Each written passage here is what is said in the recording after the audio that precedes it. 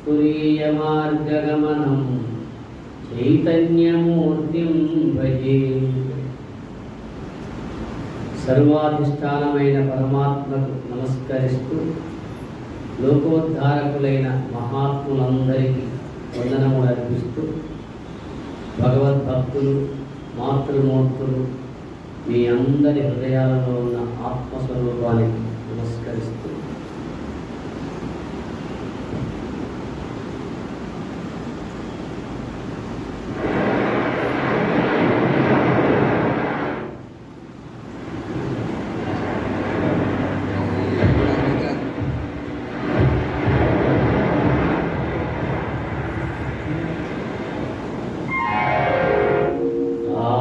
భిక్షువు వాడినేది కోరేది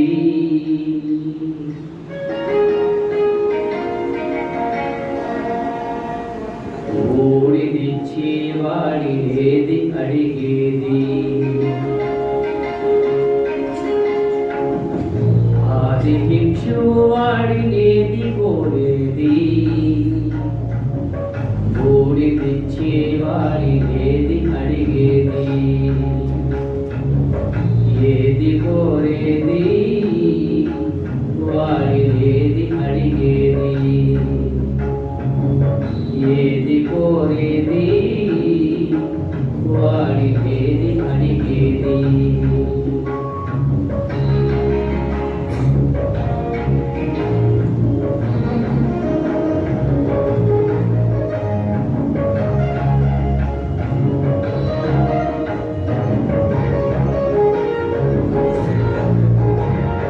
తీపి రాగాల కోకిలమ్మకు నల్ల రంగు నలవి వాడినేది కోరేది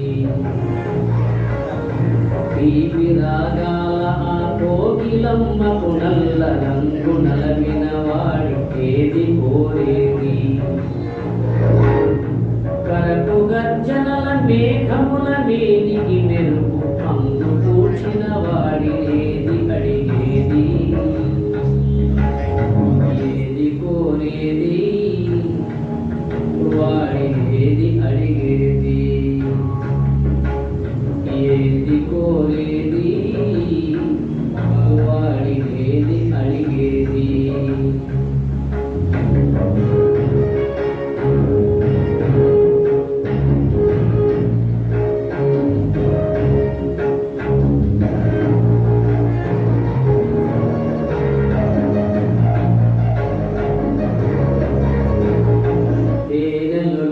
పూల పాలలకు మూనాళ్ళ ఆయువిచ్చిన వాడినేది కోరేది తేనెలొలికి పూల పాలలకు మూనాళ్ళ ఆయువిచ్చిన వాడినేది కోరేది బండరాళ్ళను చిరాయుగా జీవించమని ఆనకిచ్చిన వాడికేది అడిగేది ఏది కోరేది వాడినేది అడిగేది ఏది కోరేది వాడినేది అడిగేది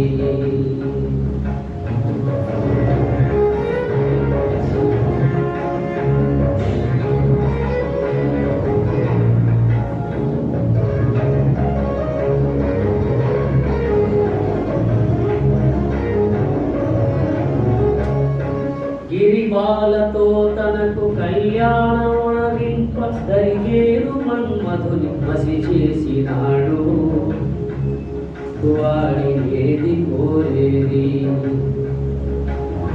వరగర్వమున మూడు లోకాల పీడింప తలపోయుదనుజులను కరుణించినాడు వాడినేది అడిగేది ముఖ ప్రీతి పోరేటి ఉప్పు శంకరుడు వాడినేది కోరేది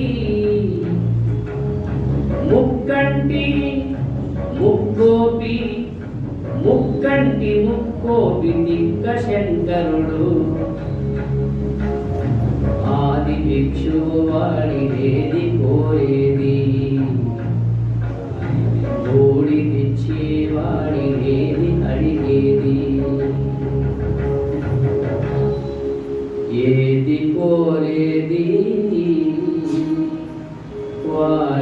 ఏది అడిగేది.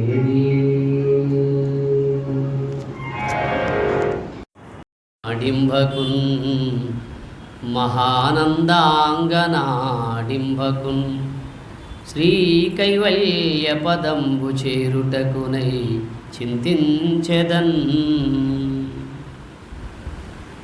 దివ్యాత్మ స్వరూపులారా, భాగవతంలోని ప్రథమ స్కందంలో పోతన చేసినటువంటి ఆ నాంది పద్యంలోనే భాగవత సారమంతా ఇమిడ్చిపెట్టాడు. జీవుడు దేవుని వైపు ప్రయాణం చేసే మార్గమే కైవల్య మార్గం అంటారు. దాన్నే సుషుమ్న మార్గం అంటారు. దాన్ని ఉత్తరాయణం అని చెబుతుంది భగవద్గీత. ఎందువల్ల అంటే ఎంతవరకైతే మనకు ఆత్మతత్వం తెలియదో, ఆధ్యాత్మిక మార్గం తెలియకుండా మనం ఎంతవరకైతే జీవించామో ఆ జీవితం అంతా దక్షిణాయనం అనబడుతుంది. ఈ దక్షిణాయనంలో పయనించే వాళ్ళ యొక్క స్థితిగతులు కేవలం స్థూల శరీర పోషణార్థం పవిత్రమైన మానవ జన్మను వృధా చేసుకోవడమే వాళ్లకు పరిపాటి. ఉత్తరాయణములో పయనించే వాళ్లకు వాళ్ళు గురుపుత్రులై ఉంటారు. గురువులు చెప్పినటువంటి మార్గంలో, శాస్త్రములు విధించిన మార్గంలో పయనించే వాళ్ళు ఉత్తరాయణంలో పయనిస్తారు. ఎందువల్ల అంటే పోయేది ఎట్లాగూ ఖాయం, ఎవరు శాశ్వతం కాదు కదా. యదృశ్యం తన్నశ్యమని సృష్టికి చెప్పింది. జాతస్య హి ధ్రువో మృత్యు ధ్రువం జన్మ మృతస్య చ అని జీవులకు చెప్పింది. సృష్టి అంతరించిపోయేదే. ఈ సృష్టిలో ఉన్నటువంటి సమస్త జీవులు అంతరించిపోయేవి. అయితే ఈ అంతము అనేది ఎప్పుడు అంతమవుతుందయ్యా అంటే, ఎప్పుడైతే జీవుడు తన స్వస్థానాన్ని చేరుకుంటాడో, కైవల్య ప్రాప్తిని పొందుతాడో, అప్పుడే జీవుడికి ఇక జన్మ లేదు, ఇక మళ్ళీ పుట్టడము చావడం అనేది లేదు. అందువల్ల ఎంతకాలమైతే మానవుడు తన ఉనికిని తాను తెలుసుకొని, తన స్వరూపాన్ని తాను తెలుసుకొని మనగలడో అంతవరదాకా తాను ఈ జన్మ పరంపరలో పడిపోతూనే ఉంటాడు. పాండవులు అరణ్యవాసం చేసేటప్పుడు వ్యాకుల చిత్తులై ఉంటాడు ధర్మరాజు. ఇంతమందికి కష్టాలు తెచ్చిపెట్టడం నేనే కారణం కదా, ఆ జూదం ఆడకపోతే బాగుండేది కదా, పోనీ ఆడావనుకో మళ్ళీ రెండవసారి ఆడాలా, ఒకసారి ఆడాడు అంత పోగొట్టుకున్నాడు, ఏదో దయదలిసి అన్నీ ఇచ్చాడు, మళ్ళీ ఆడాడు. మాయ, ఈ మాయా ప్రభావంలో పడి ప్రతి ఒక్కరూ ఆడుతూనే ఉన్నారు జూదం. కాకపోతే ఆ పాచికలు కనపడవు మనకు.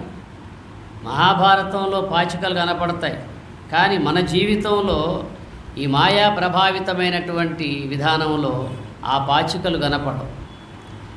భగవంతుడు జీవులను తనకిష్టం వచ్చినట్టుగా ఆడిస్తూ ఉంటాడు. వారి వారి కర్మఫలాలను అనుసరించి ఆయన ఆడిస్తూనే ఉంటాడు. అందుకే ఆయన్ని సూత్రధారి అన్నారు. మనమంతా పాత్రధారులు. అందువల్ల వాళ్ళు అరణ్యవాసం చేసేటప్పుడు ధర్మరాజు వ్యాకుల చిత్తుడై ఉన్న సమయంలో ఎందరో మహాత్ములు పోతారు వాళ్ళను ఊరడించడానికి, పాండవులను ఊరడించడానికి, వాళ్ళకు కొంచెం ఉపశమనం కలిగించడానికి ఎంతోమంది మహాత్ములు వెళ్ళి ధర్మరాజుకు ఏవేవో నీతి వాక్యాలు చెబుతూ ఉంటారు. అందులో భాగంగా మార్కండేయ మహర్షి కూడా వెళ్తాడు. మార్కండేయ మహర్షి కూడా వెళ్ళి, ధర్మరాజా ఎందుకు బాధపడతావయ్యా, ఏ తప్పు చేయనటువంటి శ్రీరామచంద్రుడికి 14 సంవత్సరాలు వనవాసం చేశాడు, నువ్వు తప్పు చేశావు, 12 సంవత్సరాలే కదా, 2 సంవత్సరాలు తగ్గింది, సంతోషించవన్నాడు ఆయన. వెంటనే ధర్మరాజుకు కొండంత బరువు దిగినట్టు అనిపించింది. నిజమే కదా, ఇప్పుడు మన వాళ్ళు కూడా అంతే కదా, ఎవడైనా తప్పు చేస్తే ఒరేయ్ ఫలానోడికంటే నువ్వు నయమేరా, వాడు గొప్ప నేరం చేశాడు, వాడికంటే నీకు మంచిదే జరిగింది అని చెప్పేసరికి మనకి ఏమనిపిస్తుంది, అబ్బా నిజమే కదా, ఒకడు తల తీశాడు నేను చెయ్యి మాత్రమే తీశాను కదా అన్నట్టుగా వాడికి కాస్త ఊరట కలుగుతుంది. ఎందువల్ల అంటే మహాత్ముల నోట వచ్చే మాటలన్నీ జ్ఞానవంతంగా ఆనందదాయకంగా ఉంటాయి. వాళ్ళు పరుష వాక్కులు చెప్పరు కదా, మంచినే చెబుతారు. అది అందువల్ల ఆ సమయంలో ఆ మాట అంటాడు మార్కండేయ మహర్షి, ఏ తప్పు చేయని శ్రీరామచంద్రుడికి 14 సంవత్సరాలు వనవాసం జరగడం ఏంటి? నువ్వు తప్పు చేశావు, తప్పటడుగు వేశావు, నీకు 12 సంవత్సరాలే కదా అన్నాడు. అప్పుడు కాస్త ఊరడబడి అట్టి సమయంలో నీతివాక్యంలో ఒక మాటగా ఏం చెప్పాడంటే, నరుడెంతకాలమే నిన్ పరమంబగు ముక్తి పదము వడయకయుండు పురుషవర అంతకాలము పొరి పొరి నిభంగి చావు పుట్టువులొందున్. పాండవులకు చెప్పిన హితోపదేశంలో ఇదొక మాట మార్కండేయ మహర్షి. నరుడెంతకాలమే నిన్ పరమంబగు ముక్తి పదము వడయకయుండున్ పురుషవర. ఓ ధర్మరాజా, మానవుడు ఎంతవరకైతే తన యొక్క స్వరూపాన్ని తెలియకుండా ఈ లోకంలో మనగలుగుతున్నాడో అంతవరదాకా పొరి పొరిని భంగి చావు పుట్టువులొందున్. అంతవరదాకా మళ్ళీ మళ్ళీ ఈ చావు పుట్టుకలు ఆయనకు జరుగుతూనే ఉంటాయి. ఎప్పుడైతే ఈ జనన మరణాలు లేనటువంటి మార్గంలో పయనిస్తాడో మహాత్ములు దాన్ని ఉత్తరాయణము అన్నారు. అది ఉత్ ఊర్ధ్వం తరంతి అనేనా ఇది ఉత్తర. ఉత్ ఊర్ధ్వం తరంతి అనేనా, దేని చేతనైతే మానవుడు మాధవత్వాన్ని పొందుతాడో దాన్ని ఉత్తరాయణం అన్నారండి. అర్థమైందా? దేని చేతనైతే. ఇప్పుడు దేని చేత మానవుడు పవిత్రుడవుతాడు? సరే, ఈ మాట అర్థం కాదు. ఏమిస్తే బాగుపడతాడు? ఆలోచించాలి కదా. ఏమిస్తే బాగుపడతాడంటే ఇప్పుడు రాజకీయ నాయకులు ఏమేమో పథకాలు పెట్టి ఇది ఇస్తాను అది ఇస్తానని ఏదో చేస్తున్నారు. ఏది ఇచ్చినా బాగుపడుతున్నాడా? మరి ఎన్నో ఇస్తున్నారు, ఎన్నో చేస్తున్నారు కదా, బాగుపడుతున్నాడా? అది సోమరైపోతున్నాడు. ఇంకా ఏదైతే ఇస్తున్నారో దాన్ని శ్రమించక దాని ఫలితం నొందక సోమరిగా ఓడిపోతున్నాడు. ఏమిచ్చినా మానవుడు బాగుపడడు. జ్ఞానమే శరణ్యం. గీతా మహత్యంలో మన పక్షంలో అయ్యా సెల్ ఫోన్లు ఆఫ్ చేయాలి మీరు దయచేసి. నేను చెప్పడం మర్చిపోయాను. ఎవరైనా సెల్ ఫోన్ ఎత్తారనుకో కమిటీ వాళ్లకు 1000 పదాలు గట్టిపోవాలి. మాధవత్వాన్ని పొందే మార్గం ఏదైతే ఉందో దాన్నే ఉత్తరాయణం అన్నారు, దాన్నే కైవల్య మార్గం అన్నారు, దాన్నే సుషుమ్నా మార్గం అన్నారు. మానవుడు తెలియకుండా ఆత్మతత్వం తెలియకుండా జీవించిందంతా దాన్ని దక్షిణాయనం అన్నారు. చాలామంది అంటారు మా తాతగారు ఇన్నేళ్ళు బతికాడు, అన్నేళ్ళు బతికాడు అని చెబుతారు.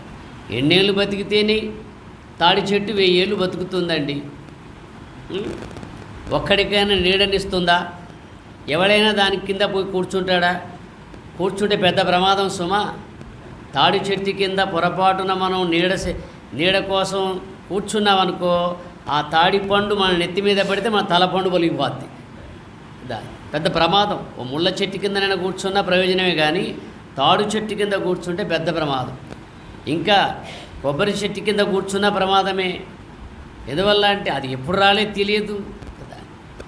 అందువల్ల కొన్ని చెట్లు 1000 సంవత్సరాలు బతుకుతాయి, ప్రయోజనం ఏముంది? ఏమీ లేదు. ఫలాలు ఇచ్చే చెట్టు అయితే పర్వాలా, కానీ ఫలితం లేని చెట్లు ఎన్నాళ్ళు ఉంటేనే.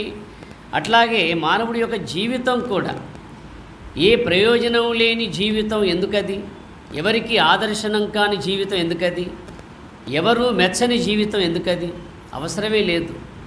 అందుకే మన పురాణాలలో కొద్ది కాలం జీవించినా కూడా గొప్ప స్థితిని పొందిన వాళ్ళు ఉన్నారు. మార్కండేయుడు 16 సంవత్సరాలు, సంత్ జ్ఞానేశ్వర్ 16 సంవత్సరాలే, ఆది శంకరులు 32 సంవత్సరాలు, వివేకానంద 36 సంవత్సరాలు, ప్రహ్లాదుడు 5 సంవత్సరాలు, ధ్రువుడు 6 సంవత్సరాలు. ఈ విధంగా కొద్దిపాటి జీవితంలోనే వాళ్ళు ఎంతో గొప్ప స్థాయిని పొందినట్టుగా మన పురాణాల్లో ఉంది కదా. మనకు వాళ్ళ వయసు, వాళ్ళు అంతరించిన వయసు వచ్చినా కూడా ఇంకా ఆధ్యాత్మికంలో ప్రవేశించని వాళ్ళు ఉన్నారు. 30 ఏళ్ళు వచ్చినా, 40 వచ్చినా, 50 వచ్చినా కూడా ఈ మార్గంలో ఇంకా ప్రవేశించని వాళ్ళు ఉన్నారు. అంటే వాళ్ళు ఇంకా పుట్టని వాళ్ళని అర్థం. వాళ్ళు ఇంకా పుట్టని వాళ్ళని అర్థం కదా. ఇప్పుడు భారతదేశంలో ఉన్నాడు అంటే ఓటక్కు ఉంటే ఉన్నాడని అర్థం కదా. ఓటక్కు లేకపోతే వాడు జనాభా లెక్కలో లేడని అర్థం. కానీ అదే విషయం మనం పారమార్థికంగా విచారిస్తే ఏ మానవుడైతే ఆధ్యాత్మిక తత్వజ్ఞానములో ప్రవేశించలేదో ఇంకా వాడు పుట్టలేదేమో అనిపిస్తుంది దీన్ని బట్టి ఆలోచిస్తే. అది అందుకే ద్విజత్వాన్ని పొందాలి, ప్రతి మానవుడు ద్విజత్వాన్ని పొందాలి. ద్విజత్వం అంటే రెండవసారి పుట్టడమే ద్విజత్వము. దాన్నే గురుపాదాన్ని అనుసరించడం, గురువును ఆశ్రయించడం. తల్లిదండ్రులు ఇచ్చింది మనకు మొదటి జన్మ, గురువులు ఇచ్చేది రెండవ జన్మ. గురూపదేశం పొందిన వాళ్ళను గురుపుత్రులు అంటారు కదా. గురూపదేశం పొందని వాళ్ళను గురుపుత్రులు అంటారా? అనరు. గుడికి పోయేవాడిని భక్తుడు అంటారు, గురువు దగ్గరికి పోయేవాడిని శిష్యుడు అంటారు. ఎక్కడికి పోయేవాడిని ఏమంటారు? ఎక్కడికి పోనివాడు కూడా అక్కడికి పోతాడు, మళ్ళీ ఎక్కడికి, చివరికి పోవాల్సిందే కదా. అది అందుకోసం మానవుడు ఎంతవరకైతే తన ఆత్మస్వరూపాన్ని తెలియకుండా ఈ లోకంలో మనగలుగుతున్నాడో అంతవరదాకా మళ్ళీ మళ్ళీ పుడతాడు ఓ ధర్మరాజా అని చెప్పిన మాటలు సత్యం, పునఃసత్యం. ఇవన్నీ మనకు భారత భాగవతాల్లో కానీ ఇతిహాస పురాణాల్లో కానీ చెప్పబడ్డాయి. అది ఇంతగా చెబుతున్నా కూడా మానవుడు ఎందుకు ఆ కైవల్య మార్గాన్ని పట్టలేకపోతున్నాడంటే విషయ ప్రపంచంలో బాగా ఒదుగుపోయి మాయా ప్రభావితమైన అవిద్యలో చిక్కి అజ్ఞానంలో పడిపోయి అదే పరమావధిగా భావిస్తున్నాడు గనక, దాన్నే నమ్ముతున్నాడు గనక, ఆ మూఢ విశ్వాసాల్లోనే మునిగి తేలుతున్నాడు గనక ఈ మార్గంలో పయనించడం లేదు. నేను మీకు చెప్పాను, ఈనాడు ప్రతి మానవుడు వాస్తును చూస్తున్నాడు, వాస్తవాన్ని మాత్రం తెలుసుకోవడం లేదు. మనకు శాస్త్రం చెప్పేది వాస్తవం కదా. కొంతమంది వాస్తు చెబుతారు, ఇలా నడవాలి, అలా నడవాలి, ఇలా నడుచుకుంటే మంచిది, అలా నడుచుకుంటే మంచిదని. కానీ అంతకంటే గొప్పది ఏమిటంటే ప్రపంచంలో మానవ జన్మ ఎత్తినందుకు ఏ మార్గంలో పయనిస్తే ఎలా నడుచుకుంటే మంచిదో చెబుతుంది కదా. నీ నడవడి, నీ యొక్క గమనం ఎలా ఉండాలంటే మహర్షులు చెప్పిన మార్గంలో ఉండాలి, ఈ శాస్త్రములు విధించిన మార్గంలో ఉండాలి. అందుకే భగవద్గీత ఒక చోట అంటుంది 16వ అధ్యాయంలో, యత్ శాస్త్ర విధిముత్సృజ్య వర్తతే కామకారతః నస సిద్ధిమవాప్నోతి న సుఖం న పరాంగతిం అనే మాట చెబుతుంది కదా. ఈ శ్లోకం ఎక్కడిది? 16వ అధ్యాయంలో ఉంది ఈ శ్లోకం కదా. తస్మాత్ శాస్త్రం ప్రమాణంతే కార్యాకార్య వ్యవస్థితౌ అంటూ ముగిస్తాడు ఆ అధ్యాయాన్ని కదా. 16వ అధ్యాయం పేరు ఏం పేరు? దైవ అసుర సంపత్ విభాగ యోగం. దైవ అసుర సంపత్ విభాగ యోగం. సంపద, ఈ సంపద ఏమంటారు? దాన్ని పెట్టుబడి అంటారు, సంపదను పెట్టుబడి అంటారండి.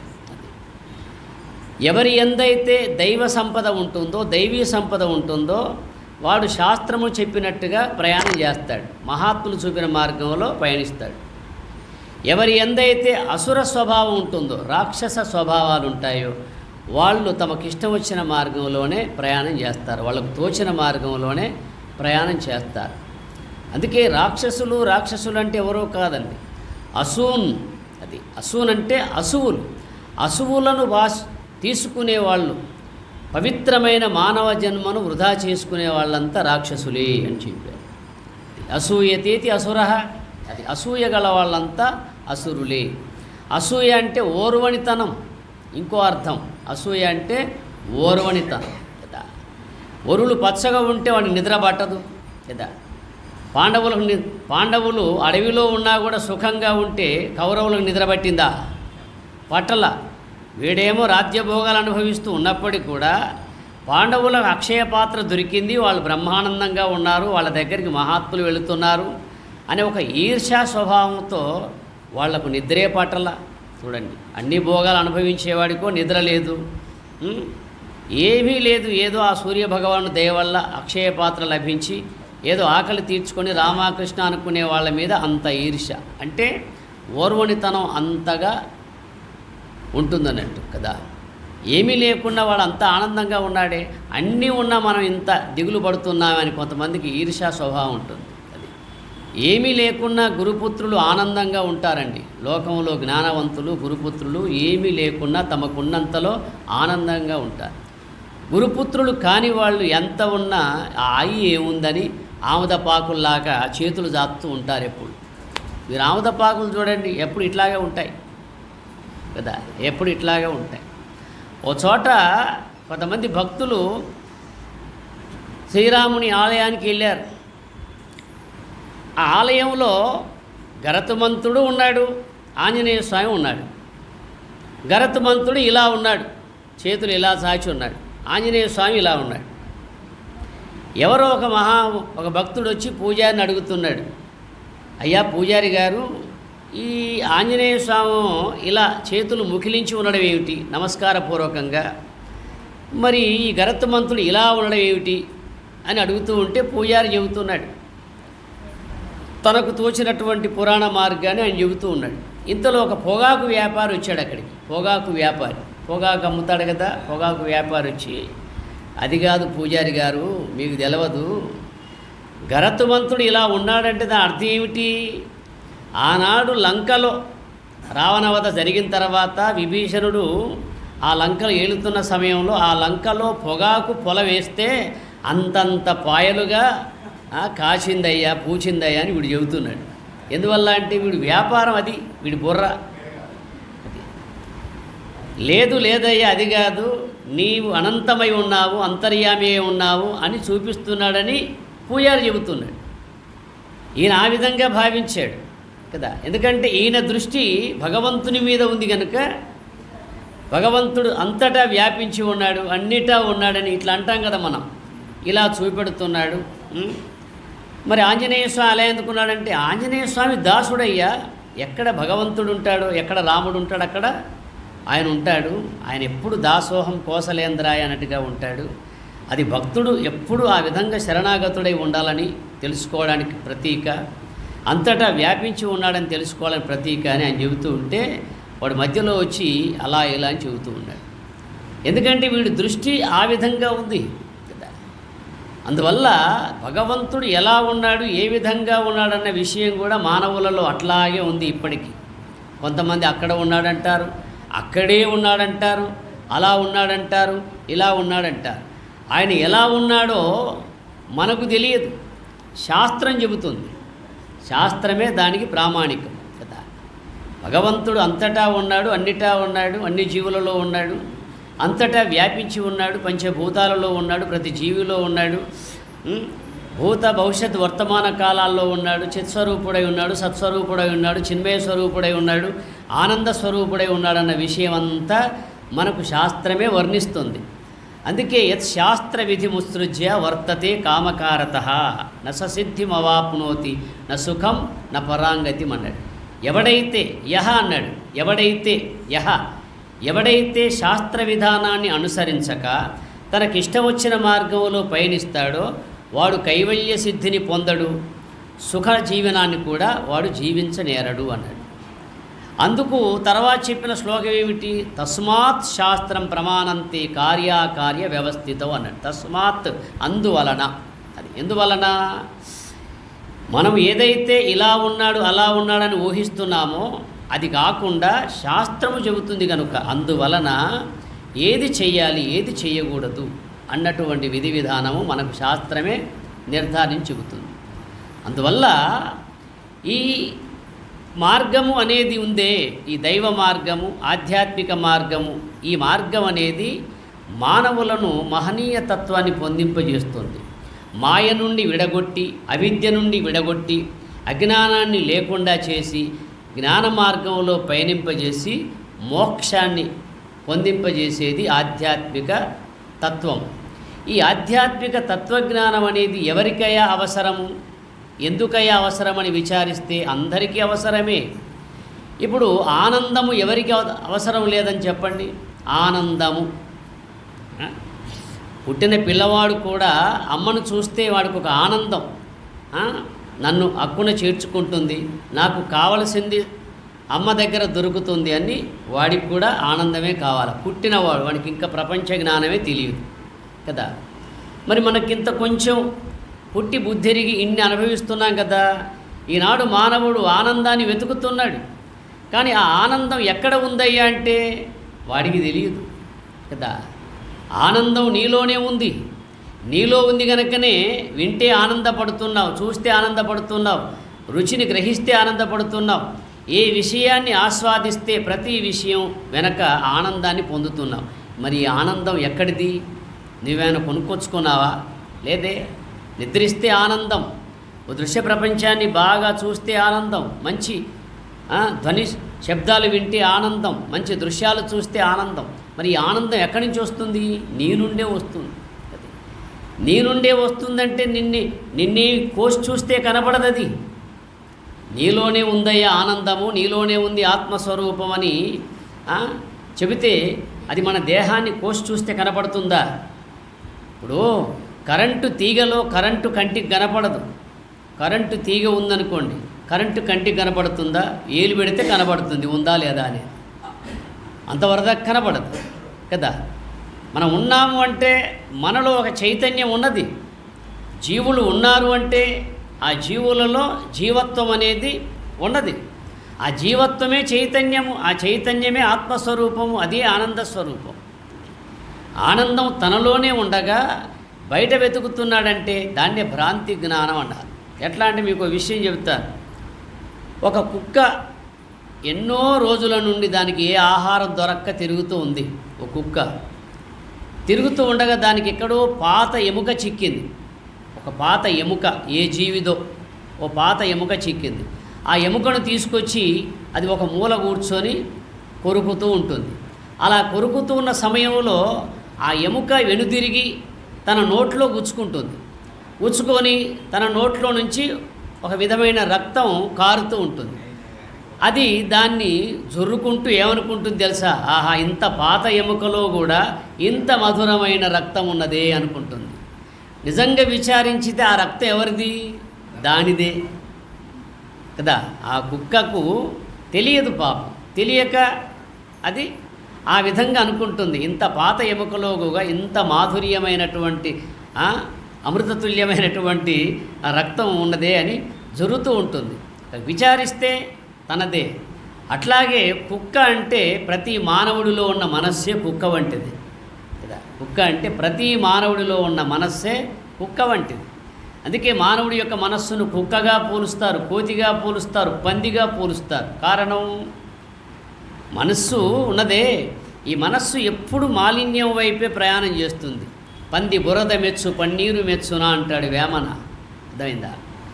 అంటే పందిని తీసుకొచ్చి పరుపులో పడుకుండో పెట్టినా కూడా అది ఎందుకు సుఖంగా ఉండదంటే దాని స్వస్థానం అది కాదు, బురద.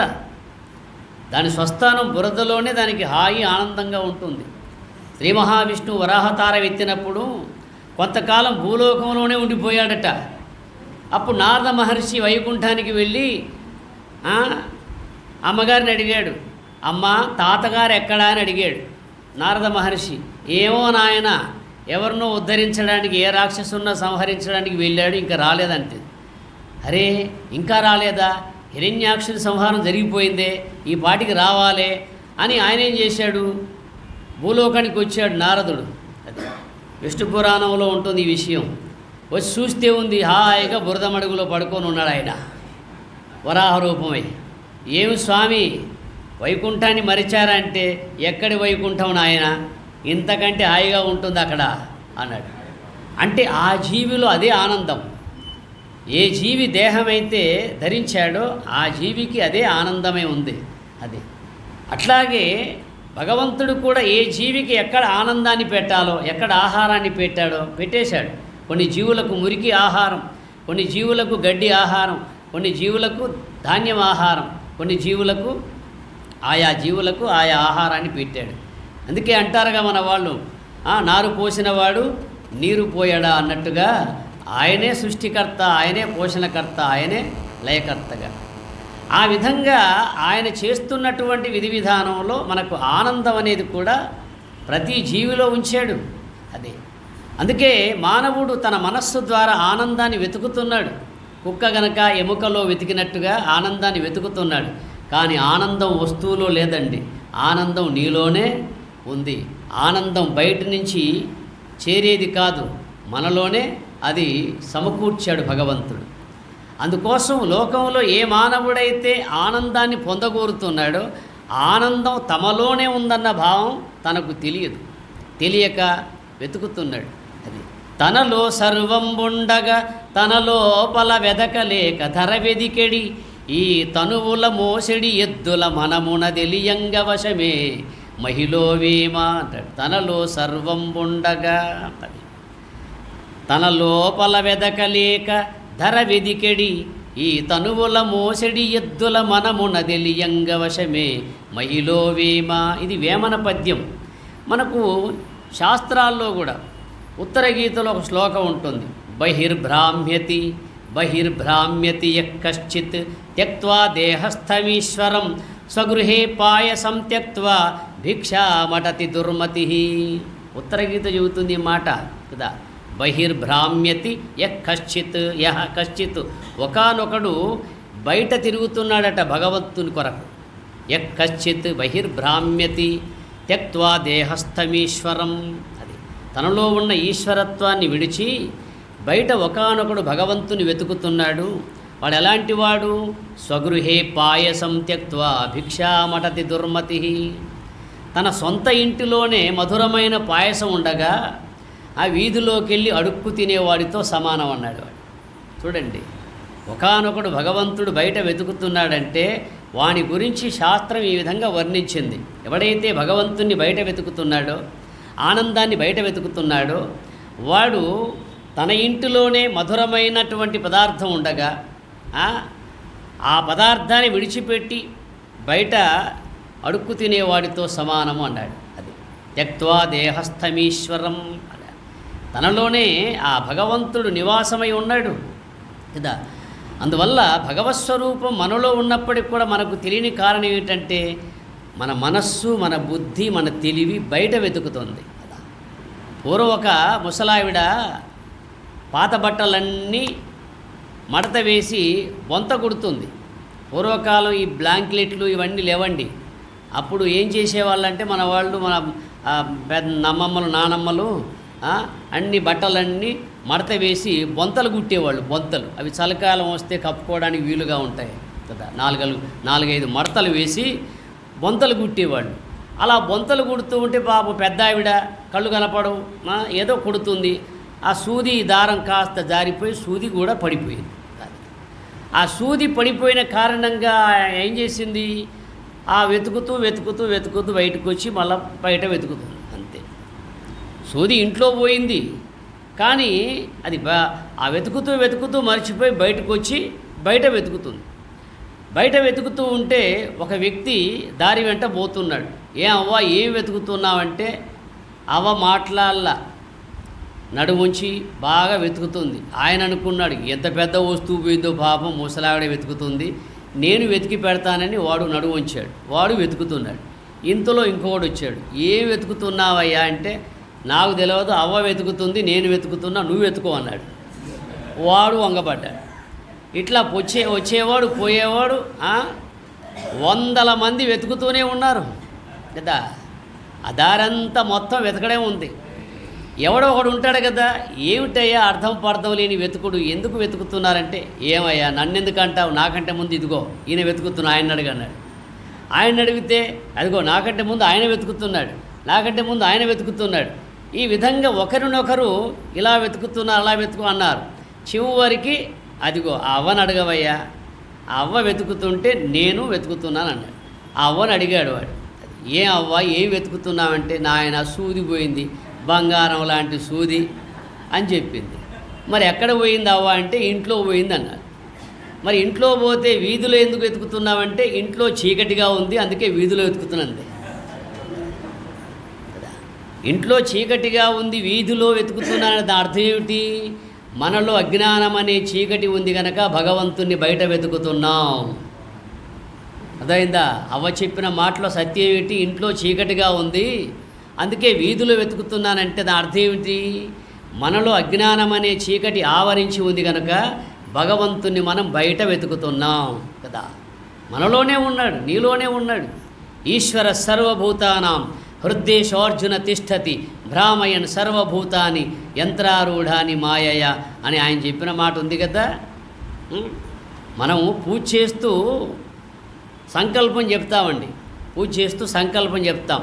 ఆవాహయామి, ఆసనం సమర్పయామి, హస్తయోహో అర్ఘ్యం సమర్పయామి, పాదయోహో పాద్యం సమర్పయామి, శుద్ధాచమనీయం సమర్పయామి అని చెప్పి మన గోత్రం, మన పిల్లల పేర్లు, మన పేర్లు అన్నీ చెబుతాం కదా.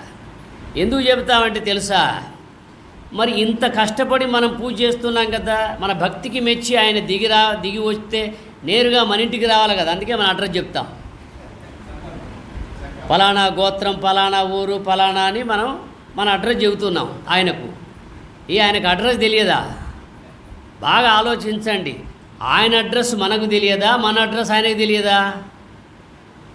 మిమ్మల్ని అడుగుతున్నా, భగవంతునికి మన అడ్రస్ తెలియదా? మనం గత జన్మలో ఏమిగా ఉన్నామో తెలుసు, ప్రస్తుతం ఏమిగా ఉన్నామో తెలుసు, రాబోయే జన్మలో ఏమిగా ఉంటామో తెలుసు. మన అడ్రస్సు ఆయనకు తెలుసు, ఆయన అడ్రస్ మనకు తెలియదు. అందుకే మనం వెతుకుతున్నాం. ఆయన అడ్రస్ చెప్పాడు. ఆయన ఉండే అడ్రస్ చెప్పాడు కదా. ప్రతి జీవి హృదయములో నేనున్నాను అంటే, ప్రతి జీవి హృదయములో నేనున్నానన్నప్పుడు నీ హృదయంలో కూడా ఉన్నట్టే కదా. ప్రతి జీవి హృదయములో నేనున్నాను అని ఆయన చెప్పినప్పుడు ఆయా జీవులలో ఉన్నాడా? నీలో కూడా ఉన్నాడా? నీలోనూ ఉన్నాడు. అందుకే భగవంతుని యొక్క పర్మనెంట్ అడ్రస్ ఏదయ్యా అంటే నీ హృదయమే ఆయన అడ్రస్. నీ హృదయములో వెతకలేక, నీలో పరిశీలించక, నీలో తెలియక నువ్వు బయట వెతుకుతున్నావంటే అది దాన్నే భ్రాంతి జ్ఞానం అన్నారు. ఈ భ్రాంతి జ్ఞానం తొలగితేనే బ్రహ్మజ్ఞానం మనకు కలుగుతుంది. అర్థమైందా? అందుకే భగవద్గీత బ్రహ్మ విద్య, అది యోగశాస్త్రం, అది ఉపనిషత్తుల యొక్క సారాంశం. మీరు చూడండి, ప్రతి అధ్యాయం చివరిలో మనం చదువుతాం, ఇది శ్రీమద్భగవద్గీతాసు ఉపనిషత్సు బ్రహ్మ విద్యాయాం యోగశాస్త్రే శ్రీకృష్ణ అర్జున సంవాదే అంటాం కదా. చూడండి, భగవద్గీత ఉపనిషత్తుల యొక్క సారాంశం.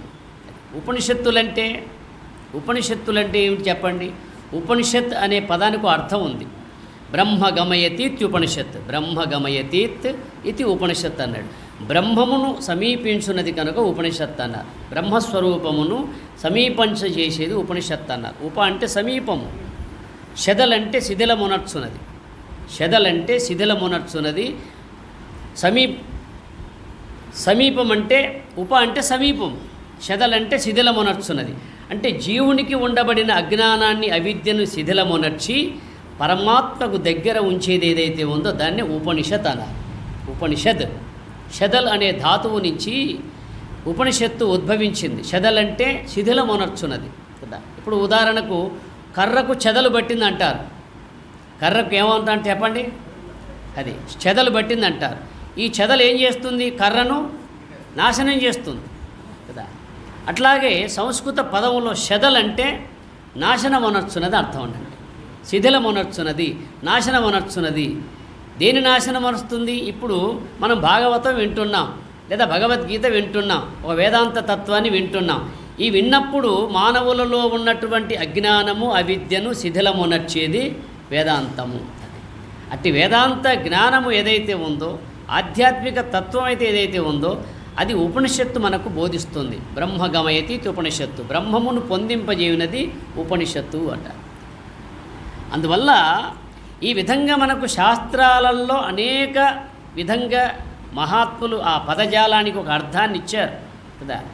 మనం కొత్తగా సృష్టించుకోవాల్సిన పనేమి లేదు. ఆ అర్థాన్ని తెలుసుకొని మనగలిగితే మనం ఏ వైపు ప్రయాణం చేస్తున్నాం, ఉన్నతి వైపు ప్రయాణం చేస్తున్నామా, పతనం వైపు ప్రయాణం చేస్తున్నామా అన్నది తెలుస్తుంది.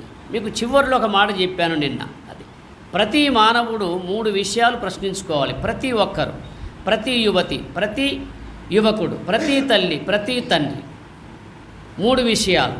అది మన వేదాంత శాస్త్రాలు ఏం చెబుతున్నాయి? ఇది ఒక ప్రశ్న. మన వేదాంత శాస్త్రాలు ఏం చెబుతున్నాయి కదా. ఇప్పటి నుంచి కాదు, ఎప్పటి నుంచో కదా మన వేదాలు, వేదాంగాలు, ఉపనిషత్తులు, భారత, భాగవత, ఇతిహాస, పురాణాలు ఇవేం చెబుతున్నాయి? ఎప్పుడు సత్యమే చెబుతాయి కదా. మానవుణ్ణి మంచి మార్గంలోనే, పవిత్ర మార్గంలోనే, జ్ఞాన మార్గంలోనే పయనించమని చెబుతున్నాయి కదా. మన మహర్షులు ఏ మార్గాన్ని అనుసరించారు? రెండవది మన శాస్త్రములు ఏం చెబుతున్నాయి?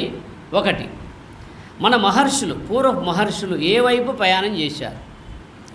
వాళ్ళు భగవన్ముఖంగా ప్రయాణం చేశారా, దేహ సుఖాలు పొందాల కోసమే ప్రయాణం చేశారా అని విచారిస్తే వాళ్ళు దేహ సుఖాలు ఎప్పుడూ కోరల, ఉన్నంతలో తృప్తిగా ఉన్నారు, హాయిగా ఉన్నారు. ఇంకా వాళ్లకు మనలాంటి సుఖాలు లేవు. అప్పట్లో ఉన్నాయా? ఇప్పుడు అన్ని సుఖాలు ఉన్నాయి మనకు కదా. వాళ్ళు కటిక నేల మీద పడుకున్నారు, వాళ్ళు కట్టుకుంటే ఒక వస్త్రం, పిండుకొని ఆరేసుకుంటే ఒక వస్త్రం కదా. వాళ్లకు సరి అయిన ఉదర పోషణ లేదు, సరి అయిన సుఖము లేదు. అయినా కూడా వాళ్ళు ఆత్మసుఖాన్నే కోరుకున్నారు తప్ప బాహ్య సుఖాలను విడిచిపెట్టారు. మహాత్ములందరూ ఆ మార్గంలో పయనించారు. ఈ రెండు విచారించిన తర్వాత మన గురించి విచారించాలి. మరి మనమే మార్గంలో ఉన్నాం? అర్థమైందా? మన వేదాంత శాస్త్రాలు ఏం చెబుతున్నాయి, మన పూర్వపు మహర్షులు ఏ మార్గాన్ని అనుసరించారు, ప్రస్తుతం మనం ఏ మార్గంలో ఉన్నాము అని విచారిస్తే అర్థమవుతుంది. విచారించగనంత వరకు అర్థం కాదండి కదా. ఎందువల్ల అంటే మనకు తెలియకనే మన ఆయుష్ అంతరించిపోతుంది, మనకు తెలియకనే మన సనాతన ధర్మానికి హాని కలుగుతూనే ఉంది, మనకు తెలియకనే కొన్ని అనర్థాలు జరిగిపోతూనే ఉన్నాయి.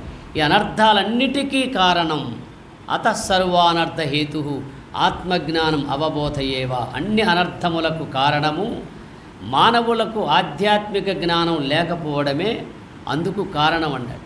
అందుకే ఆధ్యాత్మిక మార్గం అంటే, ఆధ్యాత్మికం అంటే ఒక మతము కాదండి, ఆధ్యాత్మికం అంటే ఒక ఆచారము కాదు, ఆధ్యాత్మికం అంటే ఒక సాంప్రదాయం కాదు. ఆధ్యాత్మికం అంటే నీ యొక్క నిజస్వరూపము. అదే స్వభావో అధ్యాత్మముచ్యతే అన్నాడు కదా భగవంతుడు. కిం తద్బ్రహ్మ కిమధ్యాత్మం కిం కర్మ పురుషోత్తమ. కిం అనే పదముతో గుక్క తిప్పుకొనకుండా అర్జునుడు అడిగిన ప్రశ్నలు ఉన్నాయి. ఆధ్యాత్మికం అంటే ఏమిటి, బ్రహ్మం అంటే ఏమిటి, కర్మ అంటే ఏమిటి, అధిభూత అధిదైవం అంటే ఏమిటి, ఏమి అని అడిగాడు.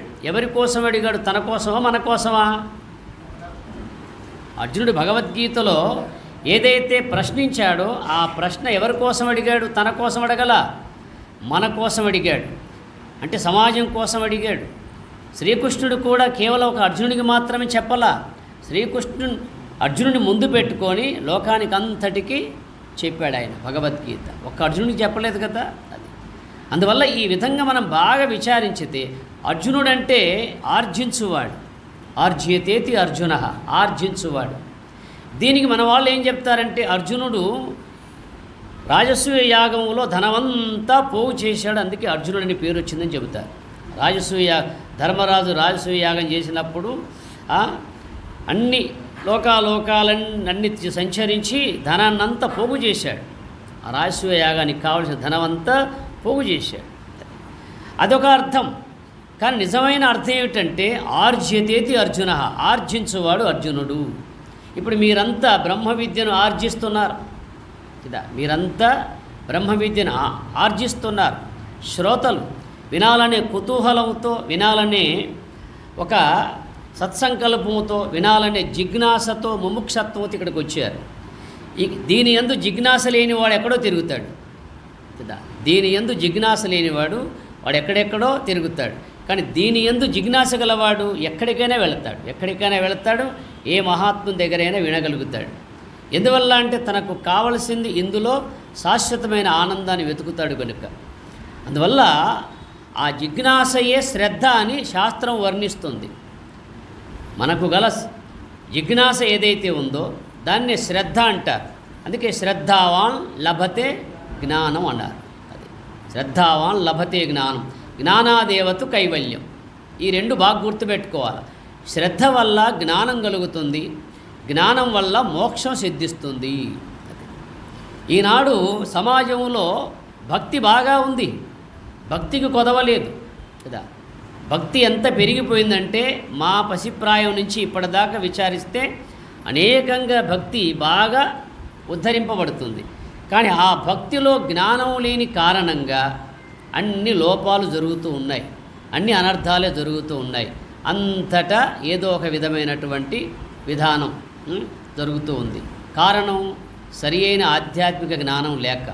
మన శాస్త్రాలు ఏం చెబుతున్నాయి, మన మహర్షులు ఏ మార్గంలో పోయారు, మనం ఏ మార్గంలో పోతున్నామన్న విచారణ లేక ప్రవర్తించడం వల్ల భక్తి ఉన్నప్పటికీ జ్ఞానం లేని కారణంగా మూఢ విశ్వాసాలు పెరిగి జీవహింస జరుగుతూ ఉన్నది.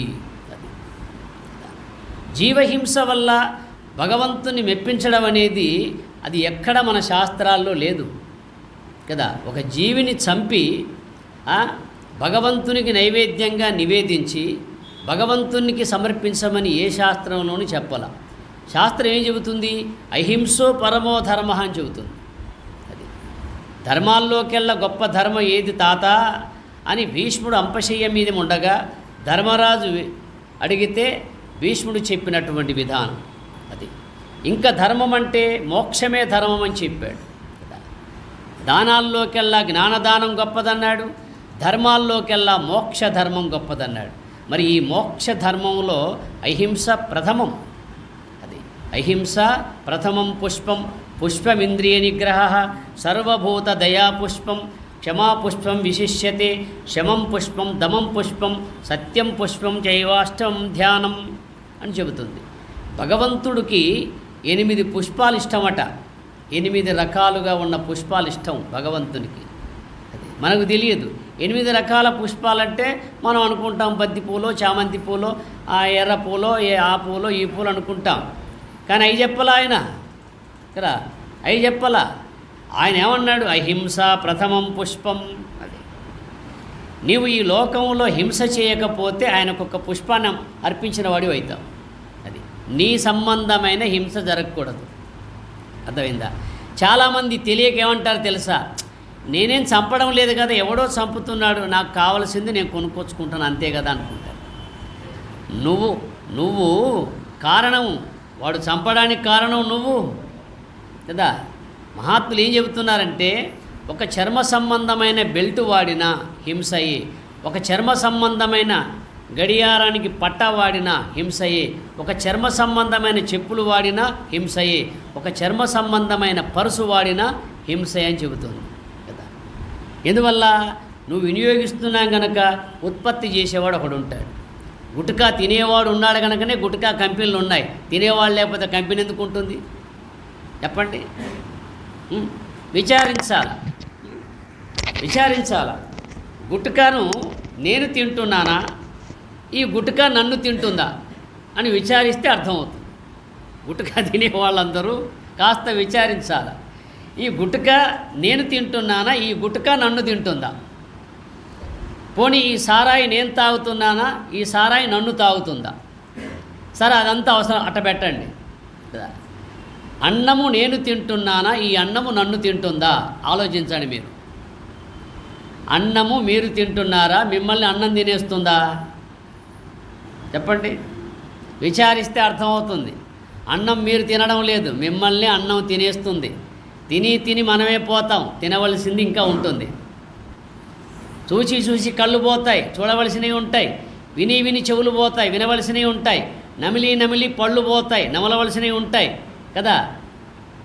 అనుభవించి మనమే అరిగిపోతాం, ఈ లోకం నుంచి వెళ్ళిపోతాం. ఇంకా అనుభవించవలసినవి ఉంటాయి. దీన్ని బట్టి చూస్తే భోగాలు మనం అనుభవించామా, ఆ భోగాలు మనల్ని అనుభవించాయా చెప్పండి? అర్థమవుతుందన్నమాట. భోగాలను మనం అనుభవించడం లేదండి, ఆ భోగాలే మనల్ని అనుభవించేస్తున్నాయి కదా. తిని మనమే పోతాం, కానీ తినవలసినవి ఉంటాయి కదా. పోయేటప్పుడు లారీల కొద్దీ ఉంటుంది కదా. దీన్ని బట్టి ఆలోచిస్తే భర్తృహరి చెబుతాడు ఈ మాట. భర్తృహరి అంటాడు ఈ మాట, అయ్యా పరమాత్మ, భోగాలను మేము అనుభవించడం లేదయ్యా, ఆ భోగాలే మమ్మల్ని అనుభవించేస్తున్నాయి అంటాడు. నిజంగా విచారిస్తే అంతే కదా మరి. అందుకే గుటకా తినేవాడు కాస్త ఆగి ఆలోచిస్తే, అరే ఈ గుటక నేను తినడం లేదు, ఈ గుటకే నన్ను తినేస్తుంది రోజంత. ఈ సిగరెట్టు నేను తాగడం లేదు, నన్నే ఈ సిగరెట్టు తాగేస్తుంది రోజంత. ఈ సారాయి నేను తాగడం లేదు, నన్నే దినదినం క్షణక్షణం తాగేస్తూ ఉన్నది అని అర్థమవుతుందండి. అది మహాత్ములు ఇంత గొప్పగా ఆలోచించారు.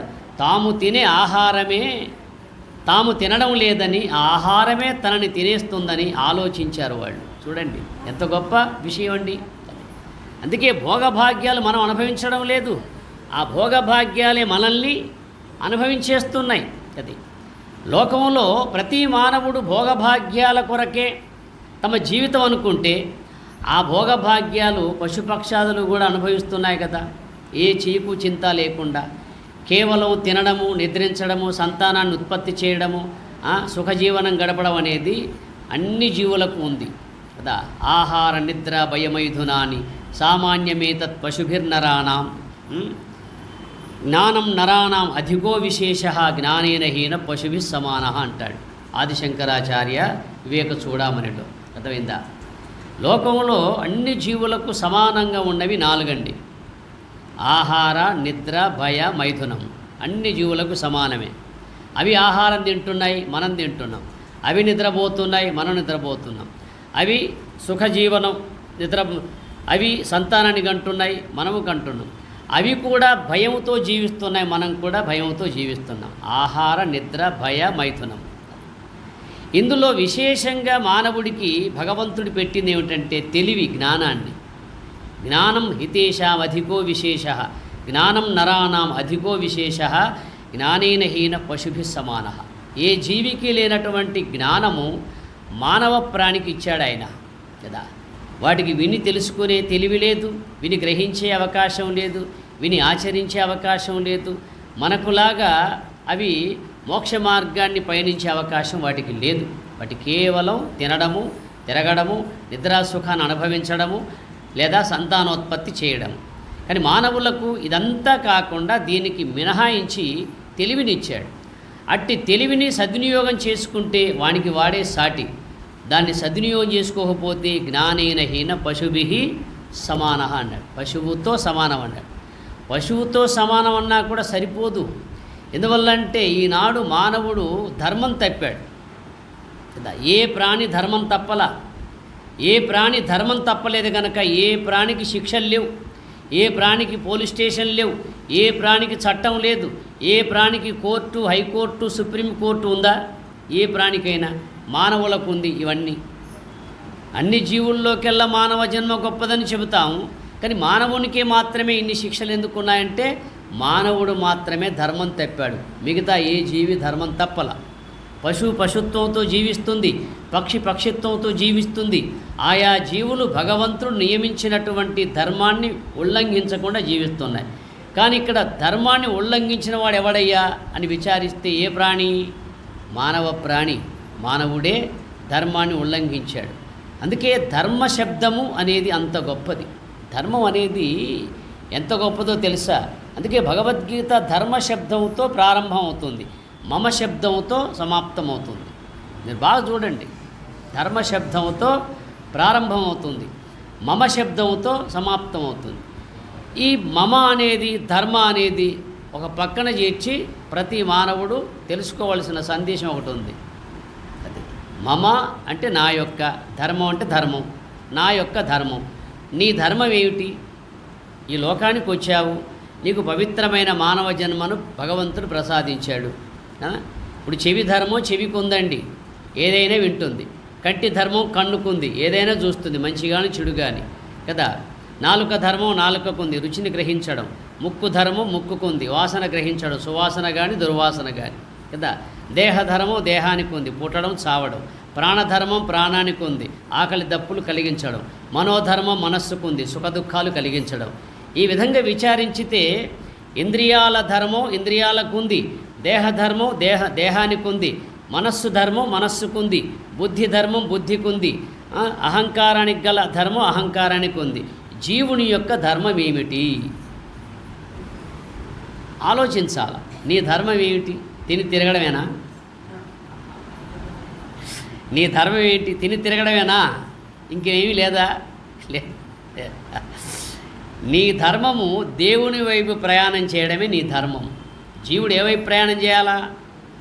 ఆకాశాత్ పతితం తోయం యథా అగచ్చతి సాగరం సర్వదేవ నమస్కార కేశవం ప్రతిగచ్చతి కదా. వేదం చెబుతుంది ఈ మాట. ఆకాశం పతితం తోయం యథాగచ్చతి సాగరం సర్వదేవ నమస్కార కేశవం ప్రతిగచ్చతి. ఆకాశము నుండి పడిన నీటి బిందువు ఏ విధంగానైతే సాగరాన్ని చేరుతుందో అట్లాగే నీ యొక్క మనస్సు, నీ యొక్క హృదయం పవిత్రంగా ఉంటే నీవు ఆ వైపే ప్రయాణం చేస్తావు, దేవుని వైపు ప్రయాణం చేస్తావు. అర్థమైందా? నువ్వు రామ అంటే నీ దేహం రామాలయం అవుతుంది. నువ్వు పవిత్రంగా త్రికరణ శుద్ధిగా ఉండి రామ అంటే ఈ దేహం రామాలయం అవుతుంది. శివ అంటే శివాలయం అవుతుంది. మమ అన్నాం అనుకో నీ ఆలయం అవుతుంది. యమ అన్నాం అనుకో ఆయన ఆలయం అవుతుంది కదా. ఏదనుకుంటే అది అవుతుంది. నువ్వు పవిత్రంగా త్రికరణ శుద్ధిగా ఉండి మహాత్ములు చూపిన మార్గంలో పయనించి రామ అంటే రామాలయమే నీ దేహం, శివ అంటే శివాలయమే కదా. లేకపోతే దుఃఖాలయం అశాశ్వతం అంటుంది కదా భగవద్గీత. దుఃఖాలయం అశాశ్వతం, శాశ్వతం కానిది దుఃఖాలయం అన్నారు. అందుకే దేవుడున్న చోటును దేవాలయం అంటారు, మంత్రాలున్న చోటు మంత్రాలయం అంటారు, దుఃఖాలున్న చోటును దుఃఖాలయం అంటారంట. ఇప్పుడు మంత్రాలయం అంటే ఎక్కడికి పోయింది? మన మనస్సు కర్నూలుకు పోయింది కదా. కర్నూలులో ఉంది కదా మంత్రాలయం. మంత్రాలయం అంటే అది కాదండి. మనము శివ అన్న, రామ అన్న, కృష్ణ అన్న అది మంత్రమే కదా.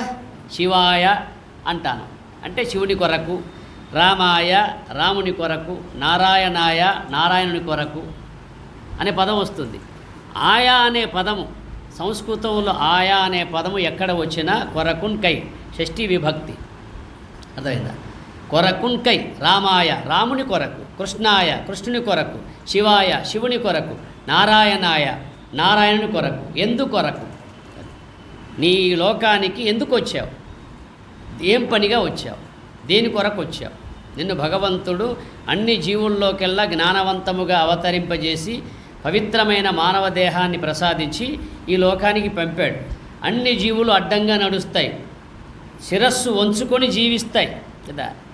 ఈ మధ్య మన వాళ్ళందరూ కూడా, మన పిల్లలు కూడా శిరస్సు వంచుకొని జీవిస్తున్నారు. తలెత్తి ఎవడు బతకడం లేదు. మీరు బాగా చూడండి. నేను ట్రైన్ ఎక్కిన కానుండి దిగిన కాడి వరకు ప్రతి ఒక్కడు ఈ సెల్ఫ్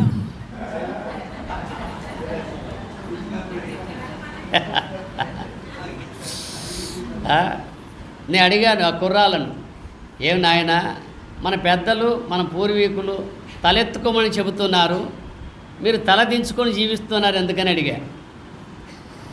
అంతే, ప్రతి ఒక్కడు తల దించుకొని బతకడం అనేది అలవాటు చేసుకున్నాం మనం.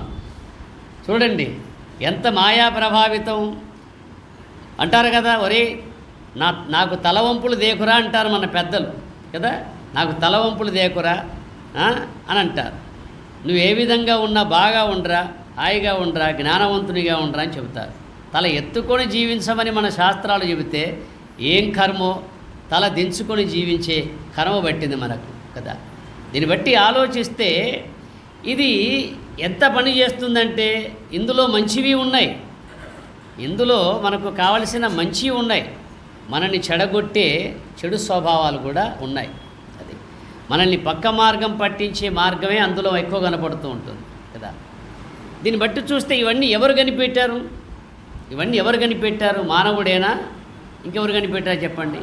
ఇప్పుడు మానవుడు కనిపెట్టాడు కదా. మరి మానవుడు దేని చేత కనిపెట్టాడు?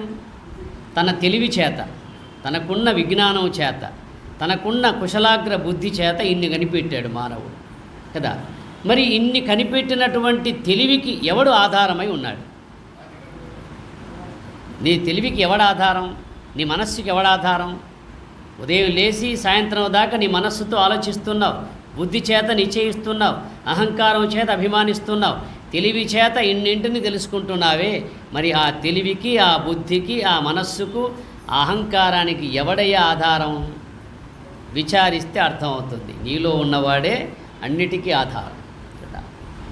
నీలో ఒకటి ఉంది, ఆ ఉన్నదే ఆత్మస్వరూపం, అది ఏ చైతన్యము, అది ఏ బ్రహ్మము, అది ఏ నీ నిజస్వరూపము. అందుకోసం ఆధ్యాత్మికం అంటే భగవానుడు స్వభావం అధ్యాత్మం ఉచ్యతే, నీ యొక్క స్వరూపమే ఆధ్యాత్మికము అని చెప్పాడు.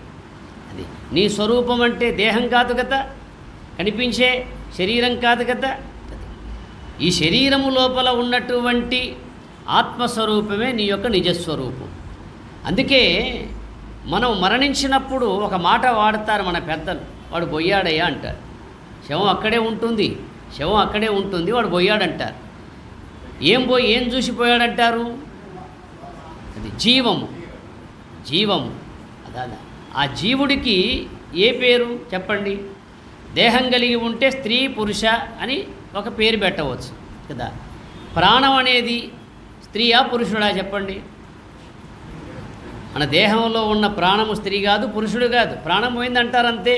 స్త్రీ ప్రాణం పోయింది, పురుష ప్రాణం పోయింది అని వాడు చెప్తాడా? వాడు చెప్పడే. ప్రాణం పోయింది అంటారు, జీవి పోయింది అంటారు అంతే. జీవుడికి ఏ పేరు లేదు. జీవుడు దేవుని యొక్క అంశము. మమైవాంశో జీవలోకి జీవభూత సనాతన మనఃషష్టాని ఇంద్రియాని ప్రకృతి స్థానికర్షతి అని భగవద్గీత ప్రామాణికం.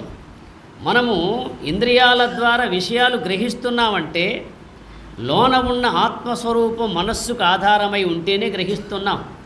ఆ మనస్సు చెవి దగ్గర ఉంటే శబ్దాన్ని వింటాం, ఆ మనస్సు కంటి దగ్గర ఉంటే దృశ్యాన్ని చూస్తాం, ఆ మనస్సు ముక్కు దగ్గర ఉంటే వాసన గ్రహిస్తాం, ఆ మనస్సు నాలుక దగ్గర ఉంటే రుచిని గ్రహిస్తాం, ఆ మనస్సు ఏ ఇంద్రియం మీద ఉంటే ఆ విషయాన్ని గ్రహిస్తాం. ఆ విషయాలను గ్రహింపజేయడానికి దోహదపడే శక్తి ఎవడిచ్చాడు? ఎక్కడి నుంచి వస్తుంది? విచారించాలి కదా. విరిసిన విరులకు వింతగా వాసనల్ కల్పించినట్టియా ఘనుడెవండు పర్వత శిఖరాల పారాడుచున్నట్టి శలయేళ్లను సృష్టిపరచెనెవడు మాతృగర్భములోన మసలడి శిశువులన్ కనురెప్పరీతిగా గాచెనెవడు ప్రతి జీవి లోపలన్ భద్రంబుగా నిలిచి పోషించునట్టి సంపూజ్యుడెవడు చీకటియు వెలుగు ధరలోన సల్పెనెవడు పంచభూతములను సృష్టిపరచెనెవడు అట్టి మహనీయుడాది మధ్యాంతురహితుని నిత్యముదలంతు నామధినిష్టతోడా నిత్యముదలంతు నామధినిష్టతోడా విరిసిన విరులకు వింతగా వాసనల్ కల్పించినట్టి ఆ ఘనుడెవండు. పూల చెట్లకు మనం నీళ్లు పోస్తామండి. ఆ పుష్పాలకు రంగులు వేస్తున్నామా, వాసన పోస్తున్నామా? మనం పూల చెట్లకు ఏవో నీళ్లు పోస్తాం, మురికి నీళ్ళో తేట నీళ్ళో ఏవో నీళ్లు పోస్తాం అంతే. ఆ పూల చెట్ల నుంచి పూలు వస్తాయి. మరి ఆ పుష్పాలకు రంగులు ఎవడేస్తున్నాడు? అందులో వాసన ఎవడ పోస్తున్నాడు చెప్పండి? నువ్వు పోస్తున్నావా? లేదే.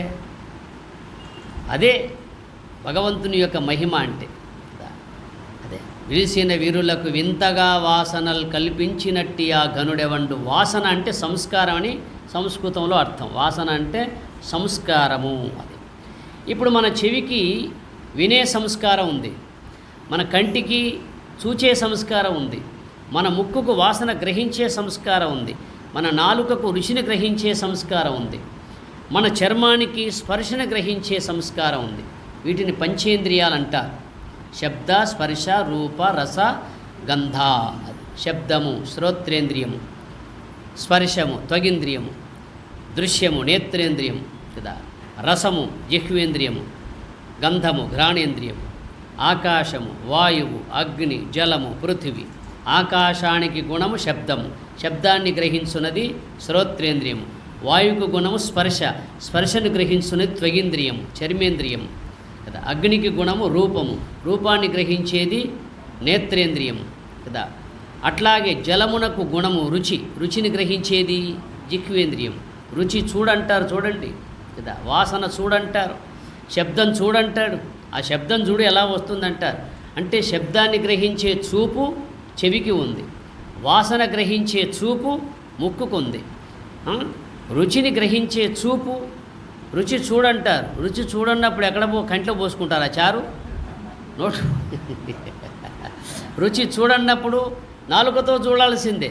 ఆ శబ్దం చూడన్నప్పుడు చెవితో చూడాలా, ఆ వాసన చూడన్నప్పుడు ముక్కుతో చూడాలా కదా. ఆ గాలి చూడు ఎలా వస్తుందంటే, గాలి చల్లగా ఉందా వేడిగా ఉందా అన్నటువంటి గాలి చూడు ఎలా వస్తుందంటే, గాలి దేని చూస్తాం? చర్మేంద్రియం చూస్తుంది కదా. ఈ విధంగా శబ్ద, స్పర్శ, రూప, రస, గంధ ఇవి పంచేంద్రియాలు చేసే పని. అయితే ఈ పంచేంద్రియాలకు ఆధారమై ఉన్నది మనస్సు, మనస్సుకు ఆధారమై ఉన్నది బుద్ధి, బుద్ధికి ఆధారమై ఉన్నవాడు జీవుడు, జీవునికి ఆధారమై ఉన్నవాడు దేవుడు. ఇది బాగా గుర్తుపెట్టుకోండి.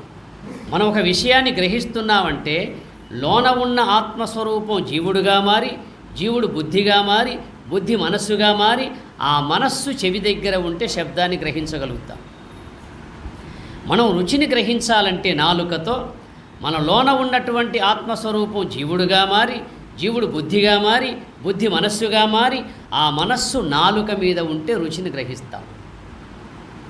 మనం ఒక దృశ్యాన్ని చూసి ఇది అని గుర్తుపట్టాలంటే మనలో ఉన్న ఆత్మస్వరూపం జీవుడుగా మారి, జీవుడు బుద్ధిగా మారి, బుద్ధి మనస్సుగా మారి, ఆ మనస్సు కంటి దగ్గర ఉంటే దృశ్య ప్రపంచాన్ని చూసి ఓహో ఇది అని కనిపెడతాం.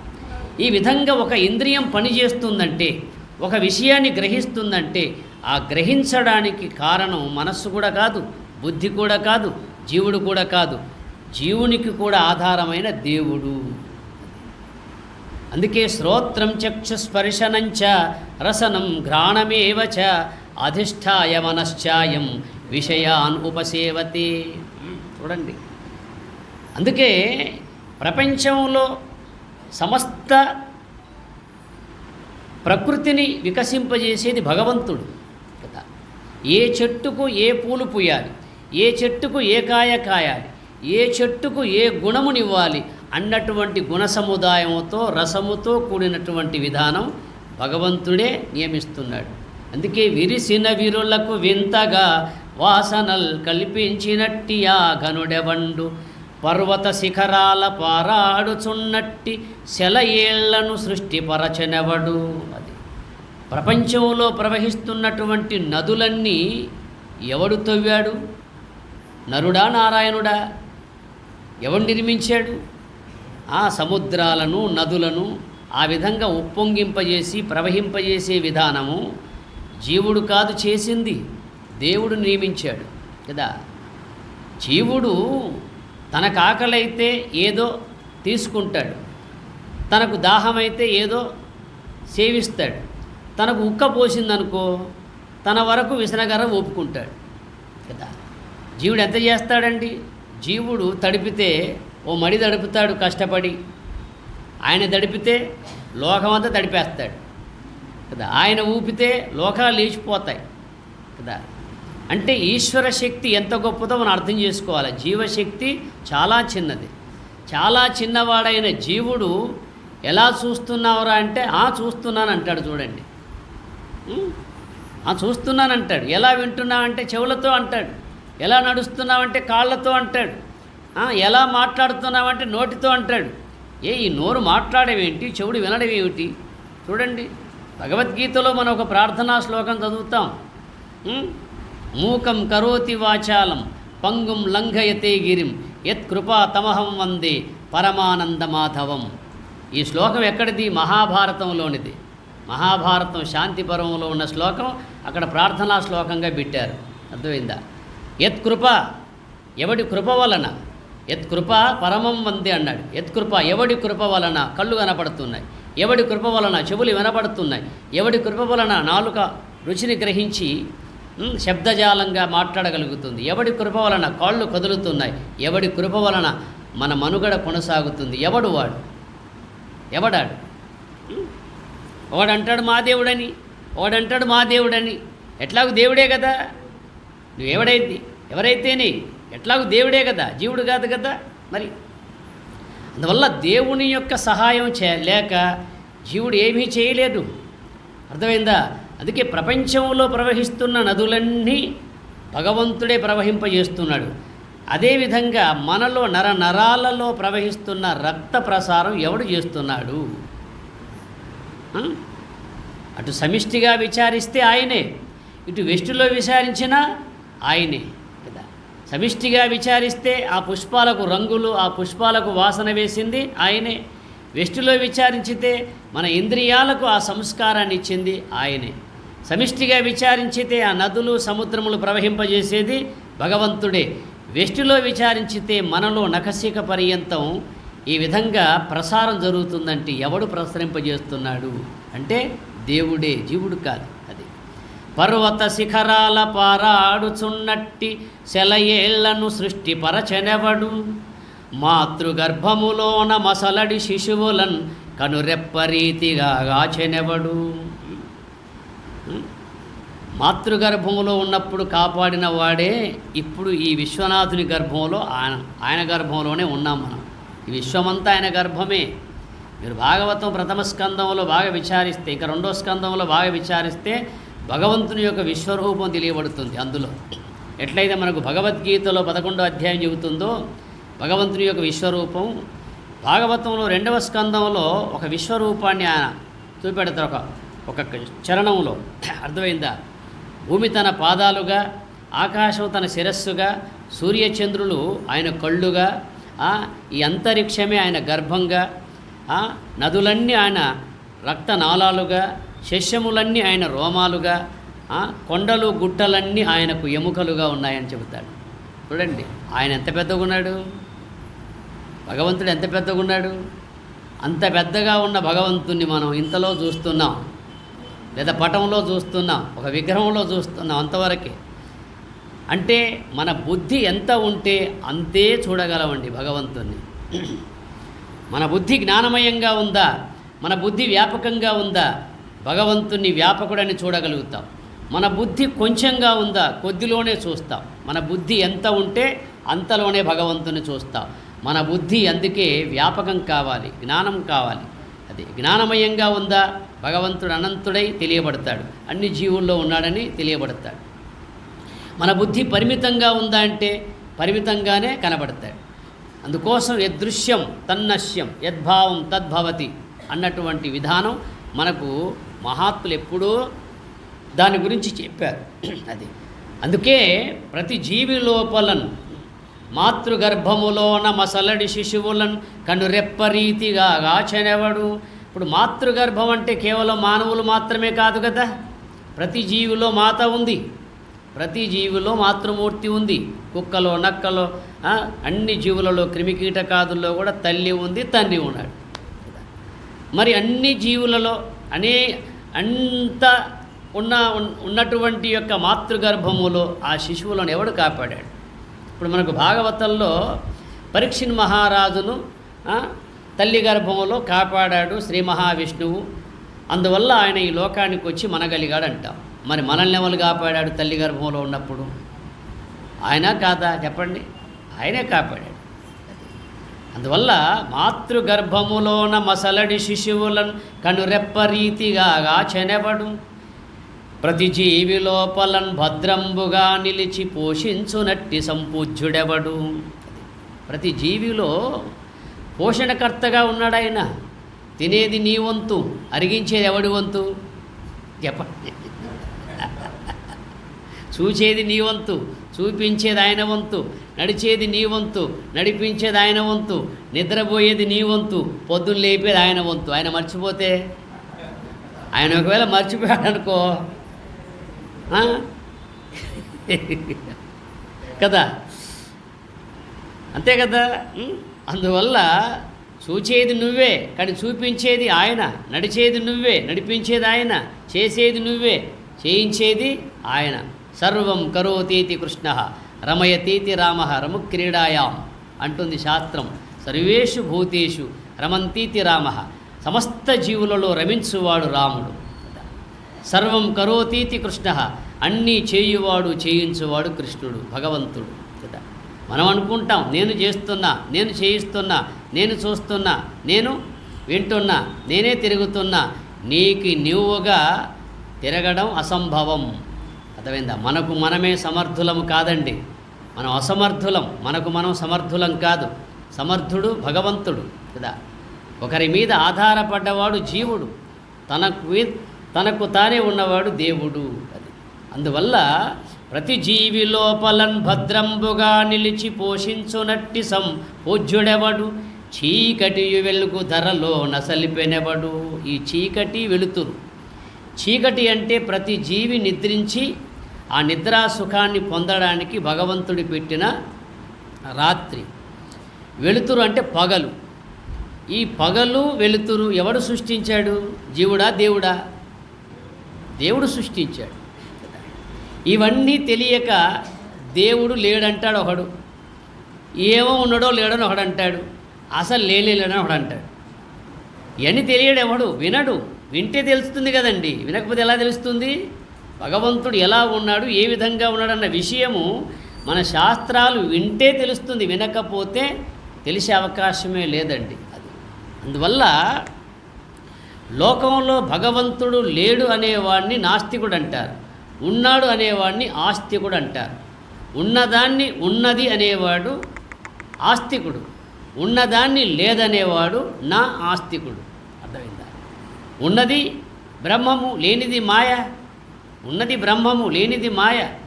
ఈ మాయను చూసి దీన్నే నిజమంటాడు కానీ దీనికి ఆధారమై ఉన్నవాడిని ఎవడు తలవడు. అది ఈ ప్రపంచం నిజమనుకుంటున్నాడు, మరి ఈ ప్రపంచానికి ఆధారమైన పరమాత్మ ఉన్నాడని తెలియడు. దాని వంక అతని మనస్సు పోనివాడు. అది దీన్ని బట్టి చూస్తే మానవులందరూ దేంట్లో మోసపోతున్నారయ్యా అంటే భగవద్ విషయంలోనే మోసపోతున్నాడు. ఇంక ఏ విషయంలోనూ మోసపోవడం లేదు. ఒక్క ఆధ్యాత్మిక తత్వ విషయంలో, భగవంతుని విషయంలోనే మోసపోతున్నాడు. ఏ విషయంలో మోసపోవడం లేదు. ఒకవేళ మోసపోయినా దాన్ని వెంటనే సరిదిద్దుకుంటాడు. కానీ దేవుని విషయంలోనే మోసపోయి ప్రతిదాన్ని దేవుడనే భావన కలిగించుకుంటున్నాడు. అది దేవుడు అంటే మనం చూచే కనిపించేటువంటి ఒక ఆకారం కాదండి. దేవుడు అంటే దివ్యంతీతి దేవ దివు క్రీడాదం. దాని అర్థం దేవుడు అనే పదానికి నిర్వచనం మనకు నిఘంటువు చెబుతుంది, శాస్త్రం చెబుతుంది. దివ్యతిథి దేవ దివు క్రీడాదం. మరో మాట, సర్వేషు భూతేషు దివ్యంతీతి దేవ దివు క్రీడాదౌ అంటాడు. సమస్త జీవులలో క్రీడించువాడు, ప్రకాశించువాడు దేవుడు. సమస్త జీవులలో సర్వకాల సర్వావస్థలలో క్రీడించువాడు, ప్రకాశించువాడు దేవుడు. నీ దేహములో ఎల్లప్పుడూ ఉండి నీ దేహేంద్రియాలను ప్రకాశింపజేయువాడు దేవుడు. నిన్ను నడిపించేవాడు దేవుడు. నీకు చూపునిచ్చేవాడు దేవుడు. నిన్ను ఎల్లవేళలా సంరక్షించేవాడు దేవుడు. ఆ దేవుడే మన దేహంలో లేకపోతే మన దేహాన్ని ఇంట్లో ఉంచరు, కింద పడేస్తారు, మంచం మీద ఉంచరు. కారణం ఖరీదైన మంచం కదా, పాడై. అదే దేవుడు ఉన్నంత వరకే ఈ దేహంలో, నీ దేహం శివం, దేవుడు పోతే శవం. ప్రాణమున్నంతలో మిమ్ము తెలియవలయు భూషణ వికాస శ్రీ ధర్మపుర నివాస అని ఎందుకు చెప్పారు మహాత్ములు? అందువల్ల పంచభూతములను సృష్టిపరచనెవడు? చీకటి వెలుగు ఎవడు చేశాడు అంటే ప్రతి జీవికి నిద్రాసుఖాన్ని కల్పించే రాత్రి కానీ, ప్రతి జీవి వ్యవహరించడానికి పగలు కానీ ఎవడు పెట్టాడయ్యా అంటే భగవంతుడే. ఇంకా పంచభూతములను పరచువాడు, సృష్టించినవాడు అట్టి మహనీయుడా ఆది మధ్య అంతురహితుని నిత్యము దలంతు నా మదినిష్టతోడా. అది దేవుడు లేడనేవాడు దేవుడిచ్చిన భూమి మీద ఎందుకు నడుస్తున్నాడు? దేవుడు లేడనేవాడు దేవుడిచ్చిన గాలి ఎందుకు పీలుస్తున్నాడు? దేవుడు లేడనేవాడు దేవుడిచ్చిన ఈ ప్రకృతిని ఎందుకు వాడుకుంటున్నాడు? విచారించాల. దేవుడు లేడు కదా, మరి దేవుడిచ్చిన భూమి మీద నడవద్దు, నువ్వు దేవుడిచ్చిన గాలి వీడవద్దు, దేవుడిచ్చిన ప్రకాశాన్ని వాడుకోవద్దు. దేవుడిచ్చింది ఏది వాడుకోకుండా ఉండు చూద్దాం. గడియసేపు, గంట సేపు ఉండగలవా చెప్పండి? మరి అందుకోసం ఆ పద్యం ఎంత గొప్పగా చెబుతుందో చూడండి. విరిసిన వీరులకు వింతగా వాసనల్ కల్పించినట్టి ఆ ఘనుడెవండు, పర్వత శిఖరాల పారాడుచున్నట్టి సెలయేళ్లను సృష్టిపరచెనెవడు, మాతృగర్భములో నమసలడి శిశువులన్ కనురెప్పరీతిగా గాచెనెవడు, ప్రతి జీవి లోపలన్ భద్రంబుగా నిలిచి పోషించునట్టి సంపూజ్యుడెవడు, చీకటి వెలుగు ధరలోన సల్పెనెవడు, పంచభూతములను సృష్టిపరచెనెవడు, అట్టి మహనీయుడాది మధ్య అంతురహితుని నిత్యముదలంతు నా మదినిష్టతోడా. చూడండి, ఇంత గొప్ప గొప్ప పద్యాలు మన శాస్త్రాల్లో తెలుగులో ఉన్నాయి. తెలుగు వాళ్ళమై ఉండి మనం తెలుసుకోకపోతే మన తెలివి ఏమైనట్టు? ఏమంటారు? ఇంత గొప్ప గొప్ప పద్యాలు భారత, భాగవత, ఇతిహాస పురాణాల్లో ఉన్నాయి. అయితే మనం చదవం కదా. ఎంతసేపు మనం ఆ కలిపురుషుని చూస్తున్నాం, ఈ కర్ణ పిశాచాన్ని పట్టుకుంటున్నాం. ఈనాడు ప్రతి ఇంట్లో కలిపురుషుడు ఉన్నాడు. ప్రతి మనిషి చేతిలో కర్ణపిశాచం ఉంది. కలిపురుషుడు అంటే టీవీ. కలిపురుషుడంటే టీవీ. కలి అంటే, కలి అనే పదానికి అర్థం ఉంది. కల్యతేతి కలిహి కలకిలక్షేపే, కల్యతేతి కలిహి కలకిలక్షేపే, మెడబట్టి నెట్టునది కలి అన్నాడు. మెడబట్టి నెడుతుందట. తనకిష్టం లేకపోయినా పద అని ఏదైతే నెట్టబడుతుందో దాన్ని కలి ప్రభావం అంటారండి. తనకిష్టం లేకపోయినా సరే. భగవద్గీతలో ఒక చోట అంటాడు అర్జునుడు, అతఃకేన ప్రయుక్తోయం పాపం చరతి పూరుష అనిచ్ఛిన్నపి వార్ష్ణేయ బలాదివ నియోజిత అని ప్రశ్న అడుగుతాడు. కృష్ణ, తనకిష్టం లేకపోయినా ఎందుకు ఈ మానవుడు, ఈ జీవుడు, ఈ పురుషుడు పాపభూయిష్టమున నెట్టబడుతున్నాడు అని అడుగుతాడు. పాపమునకు నెట్టబడుతున్నాడు ఎందువలన? కేన అతఃకేన ప్రయుక్తోయం పాపం చరతి పూరుష. అది అనిచ్ఛిన్నపి, అనిచ్ఛనం. ఇచ్ఛ అంటే ఇష్టము, అనిచ్ఛం అంటే ఇష్టం లేకపోయినా. తనకి ఇష్టం లేకపోయినా ఎందుకు నెట్టబడుతున్నాడంటే అని చెప్పాడు వెంటనే. కామయేష క్రోధయేష రజోగుణ సముద్భవ మహాశనో మహాపాప్మ విద్ధి ఏన వైరిణం. చూడండి ఎంత చక్కగా చెప్పాడు. మానవుడు ఎందుకు తనకిష్టం లేకపోయినా ఆ మార్గానికి నెట్టబడుతున్నాడంటే తనలో ఉన్న కామము, క్రోధము ఇవి తీరని ఆకలి గలవి, తీరని పాపము గలవి. మానవుడికి కనిపించే పొట్ట ఆహారం తీసుకుంటే చాలంటాడు కదా. ఈ స్థూల శరీరానికి గల పొట్ట ఉందే, కడుపు, ఇది ఆహారంతో నిండుతుంది కనుక చాలమ్మ అంటాడు. ఇంకో పొట్ట ఉంది, సూక్ష్మ శరీరానికి గల పొట్ట. అది ఎన్ని సంపాదించినా, ఎన్ని అనుభవించినా దానికి తీరని ఆకలి కదా. ఎందుకంటే సూక్ష్మ శరీరానికి గల పొట్ట జల్లిబుట్ట వంటిది. జల్లిబుట్టలో ఎన్ని నీళ్లు పోసినా ఉంటాయా? నిండుతుందా? పోని నిండదు కదా. మరి అందుకోసం సూక్ష్మ శరీరానికి గల పొట్ట ఏదైతే ఉందో దాన్నే నింపుకోమంటారు మహాత్ములు. దేని ద్వారా నింపుకోవాలా? జ్ఞానము ద్వారా నింపుకోవాలి కదా. ఎప్పుడైతే మన సూక్ష్మ శరీరం జ్ఞానముతో నిండిపోతుందో ఉన్నంతలో తృప్తిగా ఆనందంగా ఉంటాం. మన సూక్ష్మ శరీరం జ్ఞానముతో నిండినంత వరకు ఎంత ఉన్నా ఇంకా ఆ ఆకలి, ఆ విధానం ఉంటుంది. మహాశనో మహాపాప్మ విద్ధి ఏన వైరిణం. అది నీకెవరయ్యా శత్రువులంటే నీలో ఉన్న కామక్రోధాదులే శత్రువులు అని తెలియము. విద్ధి తెలుసుకో అంటాడు. చూడండి, సంస్కృత పదము ఏ కొంచెం మనకు అర్థమైనా కూడా సులభం అండి. సంస్కృతం పెద్ద కష్టతరమేం కాదు, సులభం కదా. మీరు కనుక వచ్చి మా ఆశ్రమంలో నెల రోజులు ఉంటే మీరు మొత్తం సంస్కృతంలో మాట్లాడగలుగుతారు. ఒక్క నెల రోజులు ఉంటే చాలు కదా. మీ పోషణ అంతా మేమే చూసుకుంటాం. మీ పిల్లల్ని పంపించండి, మీరు రండి, మన ఆశ్రమంలో ఉండండి. పెద్దగా ఉంది ఆశ్రమం, 3 ఎకరాలు ఉంది, బ్రహ్మాండంగా. అర్థమైందా? అది ఎందువల్ల అంటే అక్కడ ప్రతి సంవత్సరం మన ఎండాకాలంలో పిల్లలకు ఈ సంస్కృతం నేర్పించాలనే నెపంతో బాల సంస్కార జ్ఞాన సదస్సు అని ఒకటి పెడుతున్నాం. వస్తారు కొంతమంది పిల్లలు వస్తారు. వాళ్ళకి ఎండాకాలంలో కావలసినటువంటి ఈ భగవద్గీత భాష్యము కానీ, ఈ నిఘంటువులు కానీ, సంస్కృత పదానికి అర్థాలు కానీ వాళ్లకు చెప్పడం జరుగుతూ ఉంటుంది. ఎందుకంటే పసి హృదయాలు తొందరగా అందుకుంటాయి అంటారు కదా. కొత్త వస్త్రానికి రంగు తొందరగా పడుతుంది. కొత్త వస్త్రానికి రంగు తొందరగా పడుతుంది. పాత వస్త్రానికి పడుతుందా? ఇప్పుడు మనం కొంత పాత వస్త్రాలు ఇక్కడ కూర్చున్న వాళ్ళు, ఎందుకంటే మనం కొన్ని విషయాల్లో మునిగిపోయాం. సంసార ఇక్కట్లో కొన్ని వ్యావహారిక విషయాల్లో ఇరుక్కుపోయాం కనుక మనకంత తొందరగా ఈ ఆధ్యాత్మిక రంగు పట్టదు. పసి హృదయాలకు తొందరగా పట్టేస్తుంది. అందువల్ల లోకంలో ప్రతి మానవుడు తెలుసుకోవలసినటువంటి జ్ఞానం ఆధ్యాత్మిక జ్ఞానం కదా. ఇది ఎవరి కోసమో కాదు కదా. వృద్ధాప్యానికో లేక స్త్రీలకో పురుషులకో ఎక్కడో ఉండేటువంటి సాధు సత్పురుషులకు మాత్రమే కాదండి. సమాజంలో ఉన్న ప్రతి మానవుడికి ఆధ్యాత్మికం అవసరం. ఎందువల్ల అంటే ప్రతి తల్లి జ్ఞానవంతురాలైతే ఆ తల్లి నుండి వచ్చే సంతానం జ్ఞానవంతంగా ఉంటుంది కదా. ప్రతి తండ్రి జ్ఞానవంతుడైతే ఆ తండ్రి నుండి వచ్చే అటువంటి సాంప్రదాయం గురు సాంప్రదాయంగా మారుతుంది. యద్యదా చరతి శ్రేష్ఠ తత్తదేవే తరోజన సయత్ ప్రమాణం కురుతే లోకస్థతను వర్తతే అన్నటువంటి నినాదం మనకు భగవద్గీత చెబుతుంది. పెద్దలు తెలిసిన వాళ్ళు ఏ మార్గాన్ని అనుసరిస్తారో తమ తరువాతి తరం వాళ్ళు ఆ మార్గాన్ని అనుసరిస్తారు అని చెప్పింది. ఆ శ్లోకం మన ఇంట్లో లామినేషన్ చేసి పెట్టుకోవాలి. మన ఇంట్లో లామినేషన్ చేసి పెట్టుకోవాలి ఆ శ్లోకాన్ని కదా.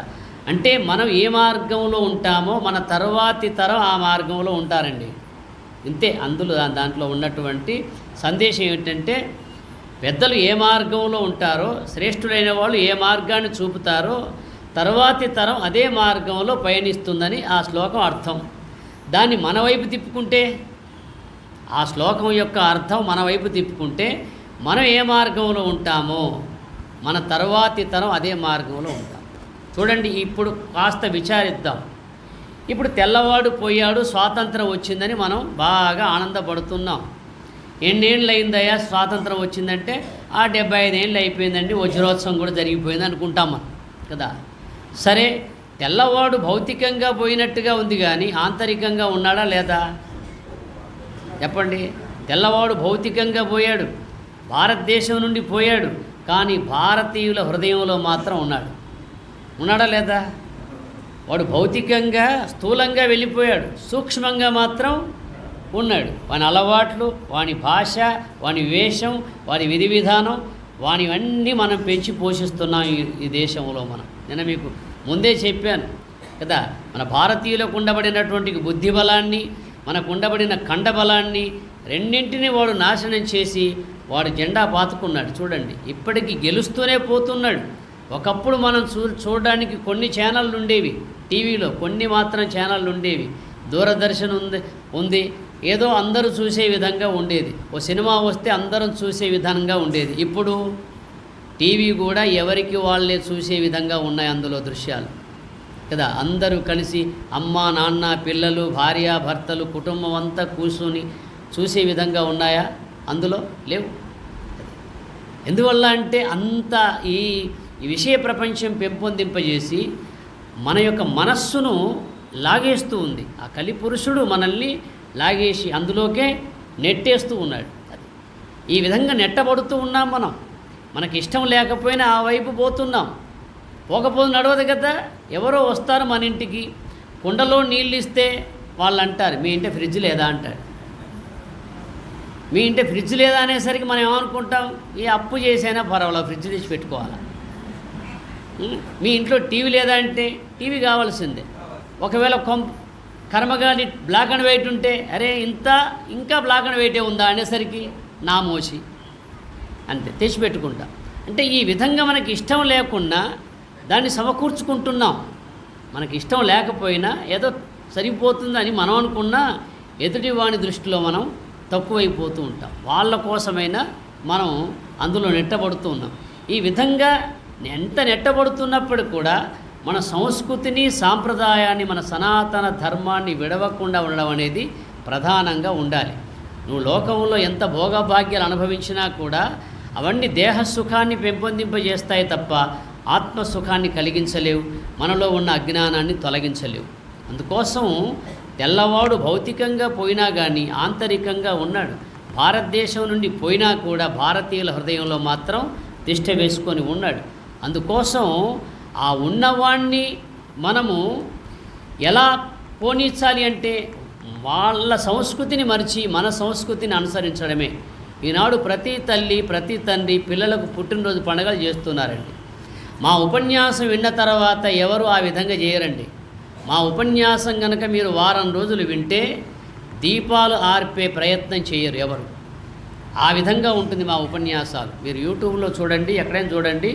అది ఎందువల్ల అంటే ఇప్పుడు ఉదాహరణకు పిల్లలకు పుట్టినరోజు పండుగ వస్తే మనం ఏం చేస్తున్నాం, ఓ కేక్, మిఠాయి ముద్ద పెట్టి అందులో కొవ్వొత్తులు వెలిగించి ఊదరా నాయన అంటే వాడు ఊదుతాడు. హ్యాపీ బర్త్డే టు యూ అని మనం చప్పట్లు కొడతాం. ఏమిటది? అర్థం ఏమిటి అసలు? మన సంస్కృతి దీపం వెలిగిస్తుందా, దీపం వెలిగిస్తుందా చెప్పండి. ఉదాహరణకు ఒకటే మాట మిమ్మల్ని అడుగుతున్నాను. మనం ఏ కార్యక్రమం చేసినా దీపం వెలిగిస్తామా మలుపుతామా? చివరికి చచ్చినా కూడా తల దగ్గర ఏం పెడతారు? మన సంస్కృతి దీపం పెడతారు. మన సంస్కృతి దీపం వెలిగిస్తుంది, దీపం మలపదు. ఏ కార్యక్రమం చేసినా, ఏ శుభకార్యం చేసినా, ఏ కార్యం చేసినా ముందు దీపం వెలిగిస్తుంది, ఆ తర్వాత కార్యక్రమాన్ని ప్రారంభిస్తుంది. దీపం ఇచ్చే సందేశం ఏమిటి? నీ జీవితము జ్ఞానమయంగా ప్రకాశవంతంగా ఉండాలి. దీపం ఏం చెబుతుందంటే నీ జీవితం చీకటిమయంగా అంధకారంగా ఉండకూడదు. మానవుని జీవితం అంధకారంగా చీకటిమయంగా ఉండాలా, జ్ఞానవంతంగా ప్రకాశవంతంగా ఉండాలా? చెప్పండి ఒక్క మాటలో అర్థం చేసుకుంటే. మన జీవితము, మానవుని యొక్క జీవితము జ్ఞానమయంగా ప్రకాశవంతంగా ఉండాలా, చీకటిమయంగా అజ్ఞానంగా ఉండాలా? జ్ఞానవంతంగా ఉండాలి కదా. మరి జ్ఞానవంతంగా ఉండాలంటే మరి దీపం ఎందుకు ఆర్పుతున్నావు? అలా ఆర్పితే ఎవడి దీపం వాడు ఆర్పుకున్నవాడు అవుతాడు. అలా ఆర్పితే పుట్టినరోజు పండుగల రోజు పిల్లల చేత ఆర్పించడం అనేది ఎవడి దీపం వాడు ఆర్పుకున్నవాడు అవుతాడు కదా.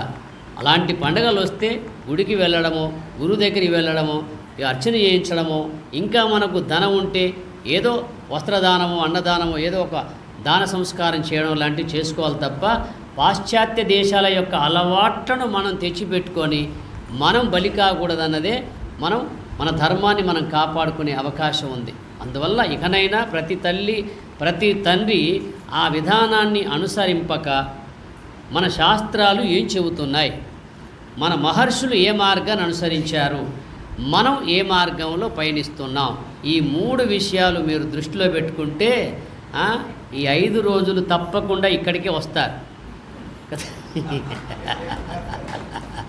ఈ 3 విషయాలు మర్చిపోయారనుకో అంతే, ఇక్కడికి రాలేరు కదా. రండి, వినండి.